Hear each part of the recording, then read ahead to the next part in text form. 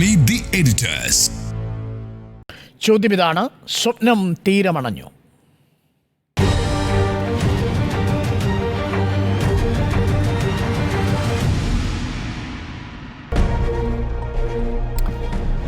Shri Anto Augustine, Dubai port commission ചെയ്ത് തുറന്നു കൊടുക്കുന്നത് 1979.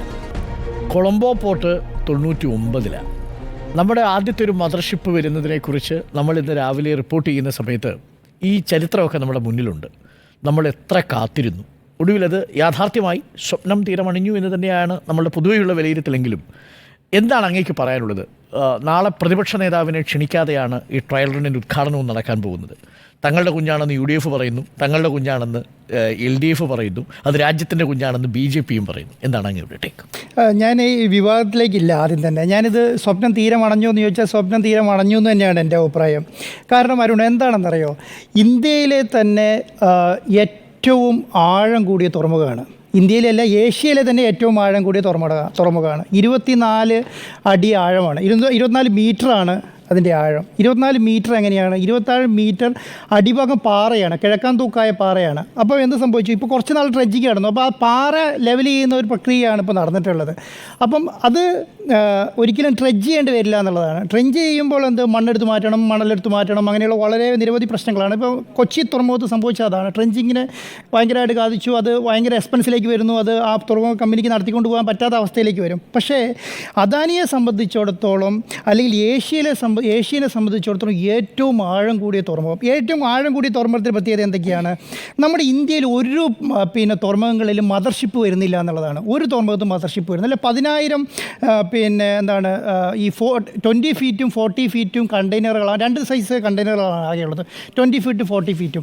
ആ 40 ഫീറ്റ് കണ്ടെയ്നറും 40 ഫീറ്റ് ആണെങ്കിൽ 5,000-ലധികം, 20 ഫീറ്റ് ആണെങ്കിൽ 10,000-ലധികം കണ്ടെയ്നറുകൾ വരുന്ന ഷിപ്പുകളെയാണല്ലോ നമ്മൾ മദർഷിപ്പ് എന്ന് പറയുന്നത്. അപ്പോൾ അങ്ങനെ വരുന്ന മദർഷിപ്പുകൾ വരുന്ന ഏക തുറമുഖമായിരിക്കും ഇന്ത്യയിലേത്. അപ്പം ഇന്ത്യയിലെ തന്നെ പറയും, കേരളത്തിലെ അല്ലെങ്കിൽ സൗത്ത് ഇന്ത്യയിലെ വേറെ സംസ്ഥാനങ്ങളിലെ, ഇന്ത്യയിലെ തന്നെ ഏക തുറമുഖമാണ്. അത് കൂടാതെ നമുക്ക് ഏതാ തുറമുഖം അടുത്തുള്ളത്? ആകെയുള്ളത് കൊളംബോ മാത്രമാണ്. അപ്പോൾ ഇന്ത്യയിൽ ആകെ വരുന്ന ഷിപ്പുകൾ ഏതൊക്കെയാണ്? ട്രാൻസിറ്റ് ഷിപ്പുകളാണ്. എന്ന് പറഞ്ഞാൽ 1000-ൽ താഴെ വരുന്ന കണ്ടെയ്നറുകൾ കൊണ്ടുവന്ന ഷിപ്പുകൾ മാത്രമേ ഇപ്പോൾ ഇന്ത്യയിൽ എടുക്കുന്നുള്ളൂ. അങ്ങനെ വരുമ്പോൾ അദാനിയെ സംബന്ധിച്ചിടത്തോളം, ഇന്ത്യയെ സംബന്ധിച്ചിടത്തോളം ഇതൊരു വലിയ വരുമാന മാർഗ്ഗമാണ്. വലിയ വരുമാനം നമ്മൾ ഉദ്ദേശിക്കുന്ന ഒരു വരുമാന മാർഗ്ഗമേ അല്ല. അതിന് കാരണം എന്താണ്? ഇത്രയധികം ഷിപ്പുകൾ. അതിനേക്കാളും വലിയൊരു കാര്യം എന്താണ്? ഈ അന്താരാഷ്ട്ര കപ്പൽ ചാലിൽ നിന്നും 18 കിലോമീറ്റർ മാത്രമേ ഇതിൻ്റെ ഡിസ്റ്റൻസ് ഉള്ളൂ. 18 കിലോമീറ്റർ മാറിയാൽ നമ്മുടെ വിഴിഞ്ഞം തുറമുഖമായി. അത്ര അടുത്തെന്ന് പറഞ്ഞാൽ 2-2.5 മണിക്കൂർ കൊണ്ട്. കാരണം ഈ ഷിപ്പ് അടുപ്പിക്കുമ്പോൾ എന്ത് പറയുന്നു, ഈ നമ്മുടെ തുറമുഖത്തിൻ്റെ ഏകദേശം ഒരു 1.5 കിലോമീറ്റർ എത്തിക്കഴിയുമ്പോൾ ഷിപ്പ് ഓഫാക്കുകയാണ് ചെയ്യുക. അത് കഴിഞ്ഞ് നമ്മൾ തള്ളിക്കൊണ്ട് വരിക, ഈ മദർ ഷിപ്പുകളെല്ലാം തള്ളിക്കൊണ്ട് വരികയാണല്ലോ ചെയ്യുക. അങ്ങനെ തള്ളിക്കൊണ്ട് വരുന്ന ഷിപ്പുകൾ വളരെ സമയമെടുക്കും. എന്ന് പറഞ്ഞാൽ ഓരോ കപ്പൽ ചാലിൽ നിന്നും സാധാരണ തുറമുഖങ്ങൾ 80 കിലോമീറ്റർ, 120 കിലോമീറ്റർ, 300, 500 കിലോമീറ്റർ വരെ ഡിസ്റ്റൻസിലുള്ള തുറമുഖങ്ങളുണ്ട്. അതിങ്ങനെ തള്ളിക്കൊണ്ട് വരുമ്പോൾ 1 ദിവസമോ 2 ദിവസമോ 3 ദിവസം എടുക്കും. അങ്ങനെ വരുമ്പോൾ എന്ത് ചെയ്യും?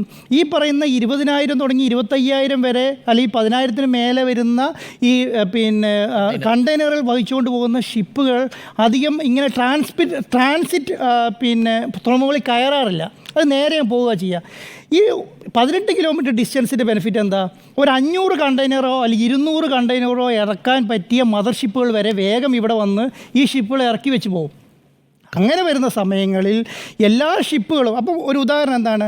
ഒരു ഷിപ്പിംഗ് കമ്പനിക്ക് ഒരു ട്രാൻസിറ്റ് ഷിപ്പിൽ എന്ന് പറഞ്ഞാൽ 1000 കണ്ടെയ്നറുകൾ താഴെ മാത്രം വരുന്ന കണ്ടെയ്നറുകൾ കൊണ്ടുപോകുന്ന ഷിപ്മെൻറ്റ് കപ്പലുകളെ വരുന്ന എക്സ്പെൻസ് എന്ന് പറയുന്നത് $25,000 അല്ലെങ്കിൽ 25,000 രൂപയാണെന്ന് വെക്കുക ഉദാഹരണം. ഈ പറഞ്ഞ 20,000, 25,000 വരുന്ന കണ്ടെയ്നർ വരുന്ന ഷിപ്മെൻറ്റ് വരുമ്പോൾ ചിലപ്പോൾ 1,000 രൂപ, 1,500 രൂപയേ വരുള്ളൂ ഒരു ഈ ഷിപ്പിംഗ് കമ്പനികൾക്ക്. അങ്ങനെ വരുമ്പോൾ ഈ പറഞ്ഞ കണ്ടെയ്നറുകളെല്ലാം, ഈ പറഞ്ഞ ഡൽഹിയിൽ നിന്നായിക്കോട്ടെ, ഗുജറാത്തിൽ നിന്നായിക്കോട്ടെ, എല്ലാ കണ്ടെയ്നറുകളും ഇപ്പോൾ പോകുന്നത് കൊളംബോയിലേക്കോ, സിംഗപ്പൂരിലേക്കോ, മലേഷ്യയിലേക്കോ, ദുബായിലേക്കോ ആണ്. അതിന് പകരം എന്ത് ചെയ്യും? ഈ പറഞ്ഞ സ്ഥാനങ്ങളെല്ലാം എവിടെ വരും? ഈ പറഞ്ഞ വിഴിഞ്ഞം തുറമുഖത്ത് വരും. വിഴിഞ്ഞം തുറമുഖത്ത് വരുമ്പോൾ ഫസ്റ്റത്തെ ആ പറയുന്ന സമയം, ഫസ്റ്റത്തെ ഈ പറഞ്ഞ ഘട്ടം പൂർത്തിയാകുമ്പോൾ വരുന്ന കപ്പാസിറ്റി എത്രയാണെന്നറിയോ? 10 ലക്ഷം കണ്ടെയ്നറുകളാണ്. 10 ലക്ഷം, ചെറിയ കണ്ടെയ്നറല്ല, 10 ലക്ഷം കണ്ടെയ്നർ. അതിൽ 20% യൂസ് ചെയ്യാൻ പോകുന്ന ആരാ? സൗത്ത് ഇന്ത്യ, ഇന്ത്യയുടെ ആഭ്യന്തര ആവശ്യങ്ങൾക്കാണ്. അപ്പോൾ ഇങ്ങോട്ട് വരുന്ന കണ്ടെയ്നറാണ് ഞാൻ പറഞ്ഞത്. അതുപോലെ തന്നെ എക്സ്പോർട്ടിങ്, ഇന്ത്യയിൽ നിന്നാണ് ഏറ്റവും കൂടുതൽ എക്സ്പോർട്ടിങ്. കാരണം ഇന്ത്യയാണ് വലിയ രാജ്യമാണ്. ഇന്ത്യയിൽ നിന്ന് പോകുന്ന എക്സ്പോർട്ടുകൾ മുഴുവൻ പോകുന്നത് ഈ പറഞ്ഞ 1000-ലധികം വരുന്ന ചെറിയ പിന്നെ കണ്ടെയ്നർ കയറ്റുന്ന ഈ പറയുന്ന ഷിപ്പുകളിലാണ് ഇപ്പോൾ പോയിക്കൊണ്ടിരിക്കുന്നത്. അത് 10,000 പിന്നെ അല്ലെങ്കിൽ 25,000 വരുന്ന കണ്ടെയ്നർ കയറ്റുന്ന ഷിപ്മെൻറ്റിലേക്ക് വരുന്ന ട്രാൻസിറ്റ് ഒന്ന് ആലോചിച്ച് നോക്കിയേ. അപ്പോൾ ഇനി നടക്കാൻ പോകുന്നത് എന്താണ്?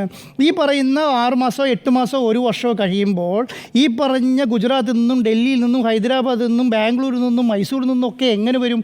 ലോറികൾ ഇങ്ങോട്ട് വരാൻ പോവുകയാണ്. ഈ പറയുന്ന ലോറികൾ, അത് ഞാൻ പറയുന്നത് ഈ അദാനി ഈ പറയുന്ന വിഴിഞ്ഞം തുറമുഖം ഏറ്റെടുത്തപ്പോൾ സംഭവിച്ചൊരു കാര്യം എന്താണെന്നറിയോ? ഈ കാസർഗോഡ് തുടങ്ങി തിരുവനന്തപുരം വരെ NH പിന്നെ 6 ലൈൻ പാത വന്നപ്പോൾ നമ്മളെന്താണ് വിചാരിച്ചത്? കേന്ദ്രം സർക്കാർ കേരളത്തിന് കനിഞ്ഞണിങ്ങിയ പാത എന്നുള്ളതാണ്. അങ്ങനെയല്ല ഇതിൻ്റെ സംഭവം. എന്താണ്? കാസർഗോഡ് തുടങ്ങി തിരുവനന്തപുരം വരെ ഈ റോഡ് വന്നില്ലെങ്കിൽ അദാനി ഇവിടെ പോർട്ട് ഉണ്ടാക്കിയിട്ട് കാര്യമില്ല. കാരണം എന്താണ്? ഒരു ഷിപ്പ് വരുമ്പോൾ 20,000 കണ്ടെയ്നർ ഇറക്കി ഈ പറയുന്ന ബർത്തിൽ വെക്കും. ആ 20,000 കണ്ടെയ്നർ എങ്ങോട്ടാണ് പോകാൻ പോകുന്നത്? ഒരു ലോറിയിൽ ഒരു കണ്ടെയ്നറേ പോകുള്ളൂ. നമുക്ക് 10 കയറ്റിക്കൊണ്ട് പോകാൻ പറ്റുമല്ലോ. ഒരു ലോറിയിൽ ഒരു കണ്ടെയ്നർ വെച്ച് പോകണം. അപ്പോൾ ഒരു ഷിപ്പ് വന്ന് ഇറങ്ങിയാൽ അത് 20% 25% ആഭ്യന്തര ഉൽപ്പാദനത്തിനുള്ള ആഭ്യന്തര ആവശ്യങ്ങൾക്കുള്ള കണ്ടെയ്നറാണ് വരുന്നതെങ്കിൽ ഈ 20,000 2,500 തുടങ്ങി 5,000 ഒരു ഷിപ്പിൽ നിന്നും 20,000 ഇറക്കി വെച്ചാൽ അതിൽ 5,000 കണ്ടെയ്നർ ഇപ്പോൾ റോഡ് മാർഗ്ഗമാണ്. ഈ റോഡ് മാർഗ്ഗം കാസർഗോഡ് വഴിയോ അല്ലെങ്കിൽ പറയുന്ന കോയമ്പത്തൂർ വഴിയോ വേണം പോകാൻ. നമുക്ക് വേറെ മാർഗ്ഗങ്ങളില്ലല്ലോ. അപ്പോൾ എന്ത് സംഭവിക്കും? ഇതിന് വേണ്ടിയിട്ടാണ് ഈ പറഞ്ഞ നാഷണൽ ഹൈവേ ആദ്യം വന്നിരിക്കുന്നത്. രണ്ടാമത്തെ കാര്യം എന്ന് പറഞ്ഞാൽ തിരുവനന്തപുരം എയർപോർട്ട് ഓൾറെഡി അദാനിക്ക് കൊടുത്തത് എന്താണ്? അദാനി വേറൊരു കാര്യം എന്താ? ഈ പറഞ്ഞ എയർപോർട്ടിൻ്റെ വ്യത്യാസം എന്താണ്? ഈ പറഞ്ഞ ഷിപ്പിംഗ്, ലോകത്തുള്ള ഷിപ്പിംഗ് കമ്പനികൾ മുഴുവൻ എവിടെയായിട്ട് ബന്ധപ്പെടും? ഈ പറഞ്ഞ വിഴിഞ്ഞുമായിട്ട് ബന്ധപ്പെടും. അപ്പോൾ വിഴിഞ്ഞുമായിട്ട് ബന്ധപ്പെട്ട് കഴിഞ്ഞാൽ എന്താ സംഭവിക്കുക? ഈ പറഞ്ഞ പിന്നെ തിരുവനന്തപുരം എയർപോർട്ടിൽ ഉണ്ടാകുന്ന ട്രാഫിക്ക് ചെറുതല്ല, വലിയ രീതിയിൽ ട്രാഫിക്കാണ്. അത് ഏതൊക്കെ രീതിയിലാണ്? ഷിപ്പിംഗ് കമ്പനികൾ, ഷിപ്പിംഗ് ഏജൻസികൾ, കസ്റ്റംസ് ക്ലിയറൻസ്, ഇങ്ങനെ പറഞ്ഞ നിരവധി കാര്യങ്ങളാണ് വിഴിഞ്ഞത്ത് നടക്കാൻ പോകുന്നത്. ഇത് മുഴുവൻ എങ്ങനെയാണ് പിന്നെ ട്രാഫിക്ക് വരുന്നത്? ഇതാരും ഇവിടുന്ന് ട്രെയിൻ കയറി ബസ്സിൽ കയറി വരുന്ന ആൾക്കാരല്ല ഈ പറഞ്ഞ വിഴിഞ്ഞുമായിട്ട് ബന്ധപ്പെട്ട് വരാൻ പോകുന്നത്. മുഴുവൻ ഫ്ലൈറ്റിലായിരിക്കും വരാൻ പോകുന്നത്. അപ്പോൾ എന്തായി? രണ്ടാമത്തെ കാര്യം തിരുവനന്തപുരം എയർപോർട്ട്, അവിടെയും അതും ആരുടെ അടുത്താണ്? അദാനിൻ്റെയിലാണ്. അതും വലിയ മാറ്റമാണ്. അപ്പോൾ സത്യം പറഞ്ഞിട്ടുണ്ടെങ്കിൽ കേന്ദ്ര സർക്കാരും കേരള സർക്കാരും അദാനിയും കൂടെ കൊണ്ടുവരുന്ന ഈ പറഞ്ഞ വിഴിഞ്ഞം തുറമുഖം കേരളത്തിൻ്റെ മുഖച്ഛായ മാറ്റും. എങ്ങനെയാണ് മുഖച്ഛായ മാറ്റിയത്? ഇപ്പോൾ ഞാൻ പറഞ്ഞില്ലേ, കാസർഗോഡ് തുടങ്ങി തിരുവനന്തപുരം വരെ റോഡ് വന്നു, വലിയ രീതിയിലുള്ള മുഖച്ഛായ മാറ്റി. തിരുവനന്തപുരം എയർപോർട്ട് ഡെവലപ്പാവും, അത് വലിയ രീതിയിൽ മാറ്റങ്ങൾ വരുത്തും. ഇനി അങ്ങോട്ട് നടക്കും. ഞാൻ പറയുന്നത് എൻ്റെ അറിവ് അനുസരിച്ചിട്ടാണ് 1,500-ലധികം റൂമുകൾ മാത്രമേ തിരുവനന്തപുരമായിട്ട് റിലേറ്റഡ് ആയിട്ടുള്ളൂ. എന്ന് പറഞ്ഞാൽ എല്ലാ ഹോട്ടലും കൂടെ കൂട്ടിയാൽ 1,500-ലധികം റൂമുകളില്ല ഹോട്ടലുകളിൽ. ഈ പറഞ്ഞ 1,500-5,000 റൂമുകൾ മതിയാവാതാവും തിരുവനന്തപുരത്ത്. എവിടെ വളരും? ടൂറിസം നമ്മൾ പറയുന്നതിന് അപ്പുറത്തേക്ക് വളരും. കാരണം നമ്മുടെ തിരുവനന്തപുരത്ത് എത്ര 5 സ്റ്റാർ ഹോട്ടലുണ്ട്?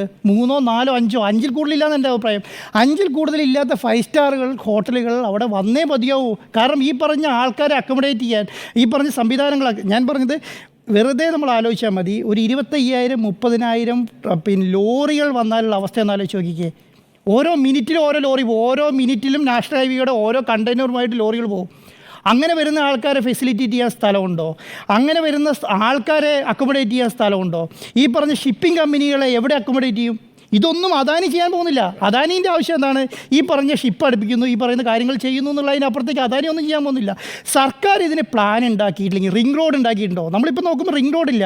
നാഷണൽ ഹൈവേ ഇങ്ങനെ വരും, നാഷണൽ ഹൈവേയിലേക്ക് റിംഗ് റോഡ് വേണം, സ്റ്റെപ്സ് പോലെയുള്ള സംവിധാനങ്ങൾ വരണം. അല്ലെങ്കിൽ എന്ത് സംഭവിക്കും? ഈ ഇതാണ് സർക്കാർ ഡെവലപ്പ് ചെയ്യാൻ പോകേണ്ട കാര്യം എന്ന് പറയുന്നത്. ഇനി പറയുന്ന സർക്കാരിലേക്ക് ബെനിഫിറ്റ് ഉള്ളത് 15 വർഷം കഴിഞ്ഞ് അദാനി പോർട്ടിൽ നിന്ന് പൈസ കിട്ടുമെന്ന് പറയുന്ന സംവിധാനത്തിലാണ് ഇപ്പോൾ നമ്മൾ നിൽക്കുന്നത്. അത് കഴിഞ്ഞ് 1%, 2%, 3% കുറവുള്ളൂ. 30 വർഷം കഴിയും, 40 വർഷം എത്തണം നമ്മുടെ കയ്യിലേക്ക് ഏത് വിഴിഞ്ഞം തുറമുഖത്തിൽ നിന്ന് എന്തെങ്കിലും ഒരു പൈസ സർക്കാരിലേക്ക് കിട്ടാൻ. അതുകൂടെ ഞാൻ പറയുന്നത് അതാണ് ഇപ്പോൾ കിട്ടണം നിർബന്ധമില്ല. കാരണം ഇൻവെസ്റ്റ്മെൻറ്റ് ചെയ്ത് അദാനിയുണ്ട്, അവരെ സപ്പോർട്ടുണ്ട്. അവരെ സപ്പോർട്ടില്ലാതെ പറയും ഇത്രയും വലിയൊരു തുറമുഖം നമുക്ക് വലുതാക്കാൻ പറ്റില്ല എന്ന് വെച്ചോളൂ. പക്ഷേ നമ്മൾ ചെയ്യേണ്ട കാര്യങ്ങൾ എന്താണ്? ഇപ്പം അരുണേ, നമ്മൾ ചെയ്യേണ്ടത് എന്താണ്? ഈ പറഞ്ഞ മറ്റുള്ള പശ്ചാത്തല സംവിധാനങ്ങളിൽ നിന്ന് കോടികളുടെ വരുമാനമാണ്, അങ്ങനെയുള്ള സംവിധാനങ്ങൾ ഡെവലപ്പ് ചെയ്യുക, ടൂറിസം ഡെവലപ്പ് ചെയ്യുക, ഈ പറഞ്ഞ കമ്പനികളെ അക്കോമഡേറ്റ് ചെയ്യാനുള്ള സ്പെഷ്യൽ എക്കണോമിക് സോണുകൾ ഉണ്ടാക്കുക, അങ്ങനെയുള്ള വലിയ കാര്യങ്ങൾ ചെയ്താലേ പറ്റുള്ളൂ. അങ്ങനെയുള്ള കാര്യങ്ങൾ ചെയ്യാൻ ഞാൻ വിശ്വസിക്കുന്നത് ഇപ്പോഴും കേന്ദ്രത്തിൽ പ്രൊജക്റ്റ് വെച്ചാൽ പാസ്സാവും. കാരണം എന്തുകൊണ്ടാണ്? അദാനിയാണ് ഇപ്പോൾ നിൽക്കുന്നത്. അദാനീൻ്റെ കമ്പനി ഡെവലപ്പ് ചെയ്യണം, ഈ പറഞ്ഞ സാധനങ്ങൾ കൈകാര്യം ചെയ്യണമെങ്കിൽ കേന്ദ്രത്തിൽ പ്രൊജക്റ്റ് വെച്ചാൽ മതി, അത് പാസ്സാവും. അങ്ങനെയുള്ള കാര്യങ്ങൾ ചെയ്യാൻ ഇപ്പോൾ കേരള സർക്കാർ വിചാരിച്ചു കഴിഞ്ഞാൽ വലിയ മാറ്റമായിരിക്കും കാസർഗോഡ് ഈ പറഞ്ഞ വിഴിഞ്ഞത്തിന് സംഭവിക്കാൻ പോകുന്നത്. ആ മാറ്റങ്ങളെ ഉൾക്കൊള്ളാൻ മലയാളിക്ക് ഒരു മടിയുണ്ടാവില്ല. കാരണം എയർപോർട്ടിനേക്കാളും കൊച്ചി എയർപോർട്ട് നമ്മൾ കണ്ടാണല്ലോ, ഇത് ഒരു എയർപോർട്ടിൽ ഉണ്ടാവാൻ പോകുന്ന വരുമാനം എന്ന് പറയുന്നത് 300-350 കോടി. നമ്മളിപ്പോൾ കൊച്ചി എയർപോർട്ടിന് സിയാലിൻ്റെ കണക്കെടുത്ത് നോക്കിയാൽ പറയാം, വളരെ കുറേ 350 കോടി 400 കോടി അല്ലെങ്കിൽ 450 കോടിയിലാണ് അതിൻ്റെ ടേൺ ഓവർ നിൽക്കുക.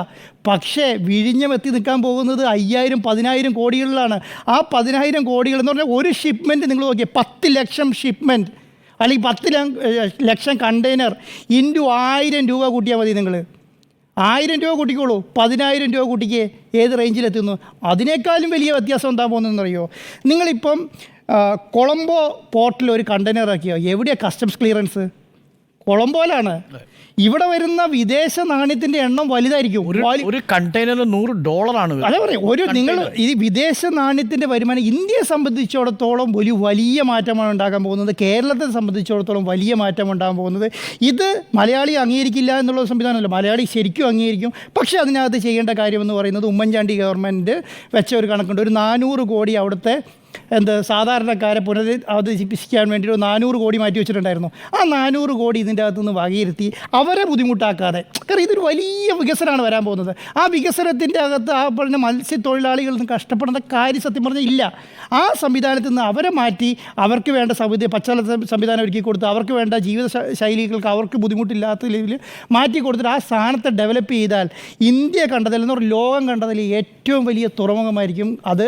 അത് മാത്രമല്ല അദാനിയെ പോലെ ലോകത്തിലെ 2ാമത്തെയോ 3ാമത്തെയോ കോടീശ്വരനായി നിൽക്കുന്ന ആൾക്ക് ഏറ്റവും കൂടുതൽ റവന്യൂ ജനറേറ്റ് ചെയ്യുന്ന ആദ്യത്തെ 2 തുറമുഖം ഓൾറെഡി ഉണ്ട്. അദാനി ഗ്രൂപ്പിന് 2 തുറമുഖമുണ്ട്. പക്ഷേ അതിൽ ഏറ്റവും കൂടുതൽ ലോകത്തിൽ തന്നെ ഈ വലിയ കമ്പനികൾ കൈകാര്യം ചെയ്യുന്ന ഏറ്റവും വലിയ തുറമുഖങ്ങളിൽ ഒന്നായിരിക്കും വിഴിഞ്ഞം എന്നുള്ളതിൻ്റെ ഒരു സംശയവും എന്നെ സംബന്ധിച്ചിടത്തോളം ഇല്ല. അതുകൊണ്ട് ഈ പറഞ്ഞ തീരമണഞ്ഞോ എന്നുള്ള ചോദ്യത്തിന് തീരമണഞ്ഞു എന്ന് തന്നെയാണ് എൻ്റെ അഭിപ്രായം. സുജയ, നമ്മളുടെ വികസന സ്വപ്നങ്ങളുടെ ചിറകിലായിരുന്നു ഇന്ന് കപ്പൽ വന്നത്. വന്ന കാഴ്ചയൊക്കെ നമ്മൾ കുറേ നേരം പ്രേക്ഷകർക്ക് കൊടുത്തു. ആ ദൃശ്യങ്ങൾക്ക് ഏറ്റവും ക്ലാരിറ്റിയോട് കൊടുത്തതും റിപ്പോർട്ടറാണ്, 2 ക്യാമറ ആംഗിളിലൂടെ. തീരമണഞ്ഞോ നമ്മുടെ സ്വപ്നം? തീരമണഞ്ഞത് കേരളത്തിൻ്റെ മാത്രമല്ല രാജ്യത്തിൻ്റെ സ്വപ്നമാണ്. ആ പദ്ധതിക്ക് തുരങ്കം വെച്ചവരും ആ പദ്ധതിയെ ആദ്യഘട്ടത്തിൽ എതിർത്തവരും ആരൊക്കെയാണ് എന്നുള്ളതും എപ്പോഴാണ് എതിർത്തതെന്നുള്ളതും അധിക പിന്നിലുള്ള ചരിത്രമല്ലാത്തത് കൊണ്ട് തന്നെ ആ പത്രക്കട്ടിങ്ങുകളും അന്ന് നേതാക്കൾ പറഞ്ഞ പ്രസ്താവനകളും അതെല്ലാം പബ്ലിക് ഡൊമൈനിൽ കിടക്കുന്നത് കൊണ്ട് നമ്മൾ ആവർത്തിച്ച് പറയേണ്ടതില്ല. ഇപ്പോൾ അതിൻ്റെ പിതൃത്വം ഏറ്റെടുക്കാൻ മത്സരിക്കുന്ന വ്യക്തികളുടെയൊക്കെ പ്രസംഗങ്ങളും പ്രസ്താവനകളും എല്ലാം കേരളീയ പൊതുസമൂഹത്തിൻ്റെ മുന്നിലുണ്ട്. ഉമ്മൻചാണ്ടിയെ പൂർണ്ണമായും അവഗണിച്ചുകൊണ്ട് ഈ വിഴിഞ്ഞം പദ്ധതിയുടെ പിതൃത്വം സ്വന്തമാക്കാൻ ശ്രമിക്കുന്ന ആളുകൾ അത് ശരിയല്ല ചെയ്യുന്നത് എന്ന് പറഞ്ഞുകൊണ്ട് തുടങ്ങാമെന്നാണ് ഞാൻ കരുതുന്നത്. അപ്പോൾ കേരളത്തിൻ്റെ പതിറ്റാണ്ടുകളായുള്ള ഒരു കാത്തിരിപ്പിൻ്റെ വിരാമം എന്ന് നമുക്ക് അടയാളപ്പെടുത്താവുന്ന ഒരു ഘട്ടത്തിലേക്ക് ഈ പ്രോജക്റ്റ് എത്തിക്കഴിഞ്ഞിരിക്കുകയാണ്. ഇപ്പോൾ വാട്ടർ സല്യൂട്ട് നൽകി ഡോക്ടർ അരുൺ പറഞ്ഞതുപോലെ നമ്മൾ വളരെ വിപുലമായി തന്നെ അതിൻ്റെ ഒരു AR സാധ്യതകളോടുകൂടി എന്താണ് ആ ഒരു വിഴിഞ്ഞം പോർട്ടിൻ്റെ അനന്ത സാധ്യതകൾ എന്നുള്ളതും വളരെ വിശദമായി തന്നെ നമ്മൾ ഇന്ന് പ്രേക്ഷകരിലേക്ക് എത്തിച്ചിട്ടുണ്ട്. അപ്പോൾ ലോകത്തിലെ തന്നെ 2ാമത്തെ വലിയ കപ്പൽ കമ്പനി മെസ്കിൻ്റെ സാൻ ഫെർണാണ്ടോ എത്തിക്കഴിഞ്ഞിരിക്കുകയാണ്. ഒരു വാട്ടർ സല്യൂട്ടൊക്കെ കൊടുത്ത് വിപുലമായ സ്വീകരണം, നാളെ ട്രയൽ റണ്ണിൻ്റെ ഉദ്ഘാടനം ഒക്കെ നടക്കാൻ പോവുകയാണ്. ഇനി രാജ്യത്തിൻ്റെ ഒരു വികസന കുതിപ്പിൽ എങ്ങനെയാണ് വിഴിഞ്ഞം എന്ന് പറയുന്ന നമ്മുടെ കേരളത്തിലുള്ള വിഴിഞ്ഞം, അത് ഞാൻ എടുത്തു പറയാൻ കാരണം ദുബായ് പോലെ കേരളമാകുമോ ആ രീതിയിലുള്ള ചിന്തകളിലേക്കാണ് നമ്മൾ പോകേണ്ടത്. അല്ലാതെ ഏത് പദ്ധതി വരുമ്പോഴും അതിന് തുരങ്കം വെക്കാനും അതിന് നോക്കുകൂലി വാങ്ങാനും ഒന്നുമല്ല നമ്മൾ നോക്കേണ്ടത്. ഒരു പ്രോജക്റ്റ് വരുമ്പോൾ അത് എങ്ങനെയാണ് നമ്മുടെ സ്റ്റേറ്റിന് നമ്മുടെ കൺട്രിക്ക് പ്രയോജനമാവുക എന്നത് നോക്കി വേണം നമ്മൾ അതിനൊപ്പം നിൽക്കാൻ. അങ്ങനെയുള്ള ഒരു പ്രോഗ്രസീവ് സ്റ്റാൻഡിലേക്ക് നമ്മുടെ കറന്റ് ഗവൺമെൻറ് എത്തുന്നതിൽ എനിക്ക് വലിയ സന്തോഷമുണ്ട്. കാരണം UAE നേരത്തെ ആൻഡോ സാർ വളരെ വിശദമായി തന്നെ പറഞ്ഞു ഈ ഒരു പ്രൊജക്റ്റിൻ്റെ കപ്പാസിറ്റി എത്രയാണ്, വിഴിഞ്ഞത്തിൻ്റെ സാധ്യതകൾ എത്രത്തോളമാണ് തുടങ്ങിയ സാങ്കേതികമായ കാര്യങ്ങളെല്ലാം ആൻഡോ സർ പറഞ്ഞതുകൊണ്ട് ഞാൻ അതിലേക്ക് പോകുന്നില്ല. UAE, സിംഗപ്പൂർ, ചൈന ഇത് 3മായി നമ്മൾ കമ്പയർ ചെയ്യുമ്പോൾ അവിടെയൊക്കെ ആ രാജ്യങ്ങൾ എങ്ങനെയാണ് വികസനത്തിലേക്ക് കുതിച്ചത്, ആ രാജ്യങ്ങളുടെയൊക്കെ വികസന മുന്നേറ്റത്തിൽ അവിടുത്തെ മദർ പോർട്ടുകൾ അതിനെ ചുറ്റിപ്പറ്റിയുള്ള സംരംഭങ്ങൾ അതൊക്കെ എത്രത്തോളം പ്രോമിനൻ്റ് ആയിട്ടുള്ള ഒരു റോൾ വഹിച്ചു എന്നുള്ളതാണ് നമ്മൾ ഇനി വിഴിഞ്ഞത്തെ ഫോക്കസ് ചെയ്തുകൊണ്ട് ചർച്ച ചെയ്യേണ്ടത് എന്നുള്ളതാണ് ഈ വിഷയത്തിലെ എൻ്റെ അഭിപ്രായം. അതായത് വിഴിഞ്ഞം വഴി ദുബായ് പോലെയോ സിംഗപ്പൂർ പോലെയോ ഒക്കെ അല്ലെങ്കിൽ അതിനു മുകളിൽ ശ്രദ്ധിക്കപ്പെടുന്ന ഒരു തീരമായി കേരളത്തിലെ വിഴിഞ്ഞം മാറാൻ പോകുന്നു എന്നുള്ളതാണ് ഇതിൻ്റെ ഏറ്റവും വലിയ സിഗ്നിഫിക്കൻസ് എന്നാണ് ഞാൻ കരുതുന്നത്. കാരണം നമ്മൾ നോക്കേണ്ടത് എക്കണോമിയെക്കുറിച്ചാണ്. ഇന്ത്യയുടെ എക്കണോമി, ഇന്ത്യൻ സമ്പദ്ഘടന ഇപ്പോൾ ലോകത്തിലെ 5ാമത്തെ വലിയ സമ്പദ്ഘടനയായി നിൽക്കുകയാണ്. അത് ഇനി 3ാമത്തെ വലിയ സമ്പദ്ഘടനയായി മാറാനായിട്ടുള്ള ഫ്യൂച്ചർ പ്രോജക്ട്സ് ആണ് ചെയ്തുകൊണ്ടിരിക്കുന്നത്. അതിൽ ഏറ്റവും പ്രധാനപ്പെട്ട ഒരു പ്രോജക്റ്റായി ഈ വിഴിഞ്ഞം മാറാൻ പോകുന്നു എന്നുള്ളതാണ് നമ്മൾ എക്കണോമി കൺസിഡർ ചെയ്യുമ്പോൾ മനസ്സിലാക്കേണ്ട കാര്യം. കാരണം നമ്മൾ 5ാമത്തെ വലിയ സാമ്പത്തിക ശക്തിയാണെങ്കിലും സമുദ്ര വ്യാപാര രംഗത്ത് നമുക്ക് അതിന് ആനുപാതികമായിട്ടുള്ള ഒരു പങ്കാളിത്തം ഇന്ത്യയെ സംബന്ധിച്ചോളം നമുക്കില്ല എന്നുള്ള ഒരു വസ്തുത നമ്മുടെ മുന്നിൽ. അതായത് നമ്മളുടെ കുറേ സ്പെൻഡ് പോകുന്നത് ഈ സമുദ്ര വ്യാപാര രംഗത്താണ്. നമുക്ക് സ്പെൻഡാണ്, അല്ലാതെ നമുക്ക് ആ രംഗത്ത് നേട്ടമല്ല ഉണ്ടായിക്കൊണ്ടിരിക്കുന്നത്. അതുകൊണ്ട് തന്നെ അവിടെയും നമ്മൾ വളർച്ച കൈവരിക്കേണ്ടതുണ്ട്.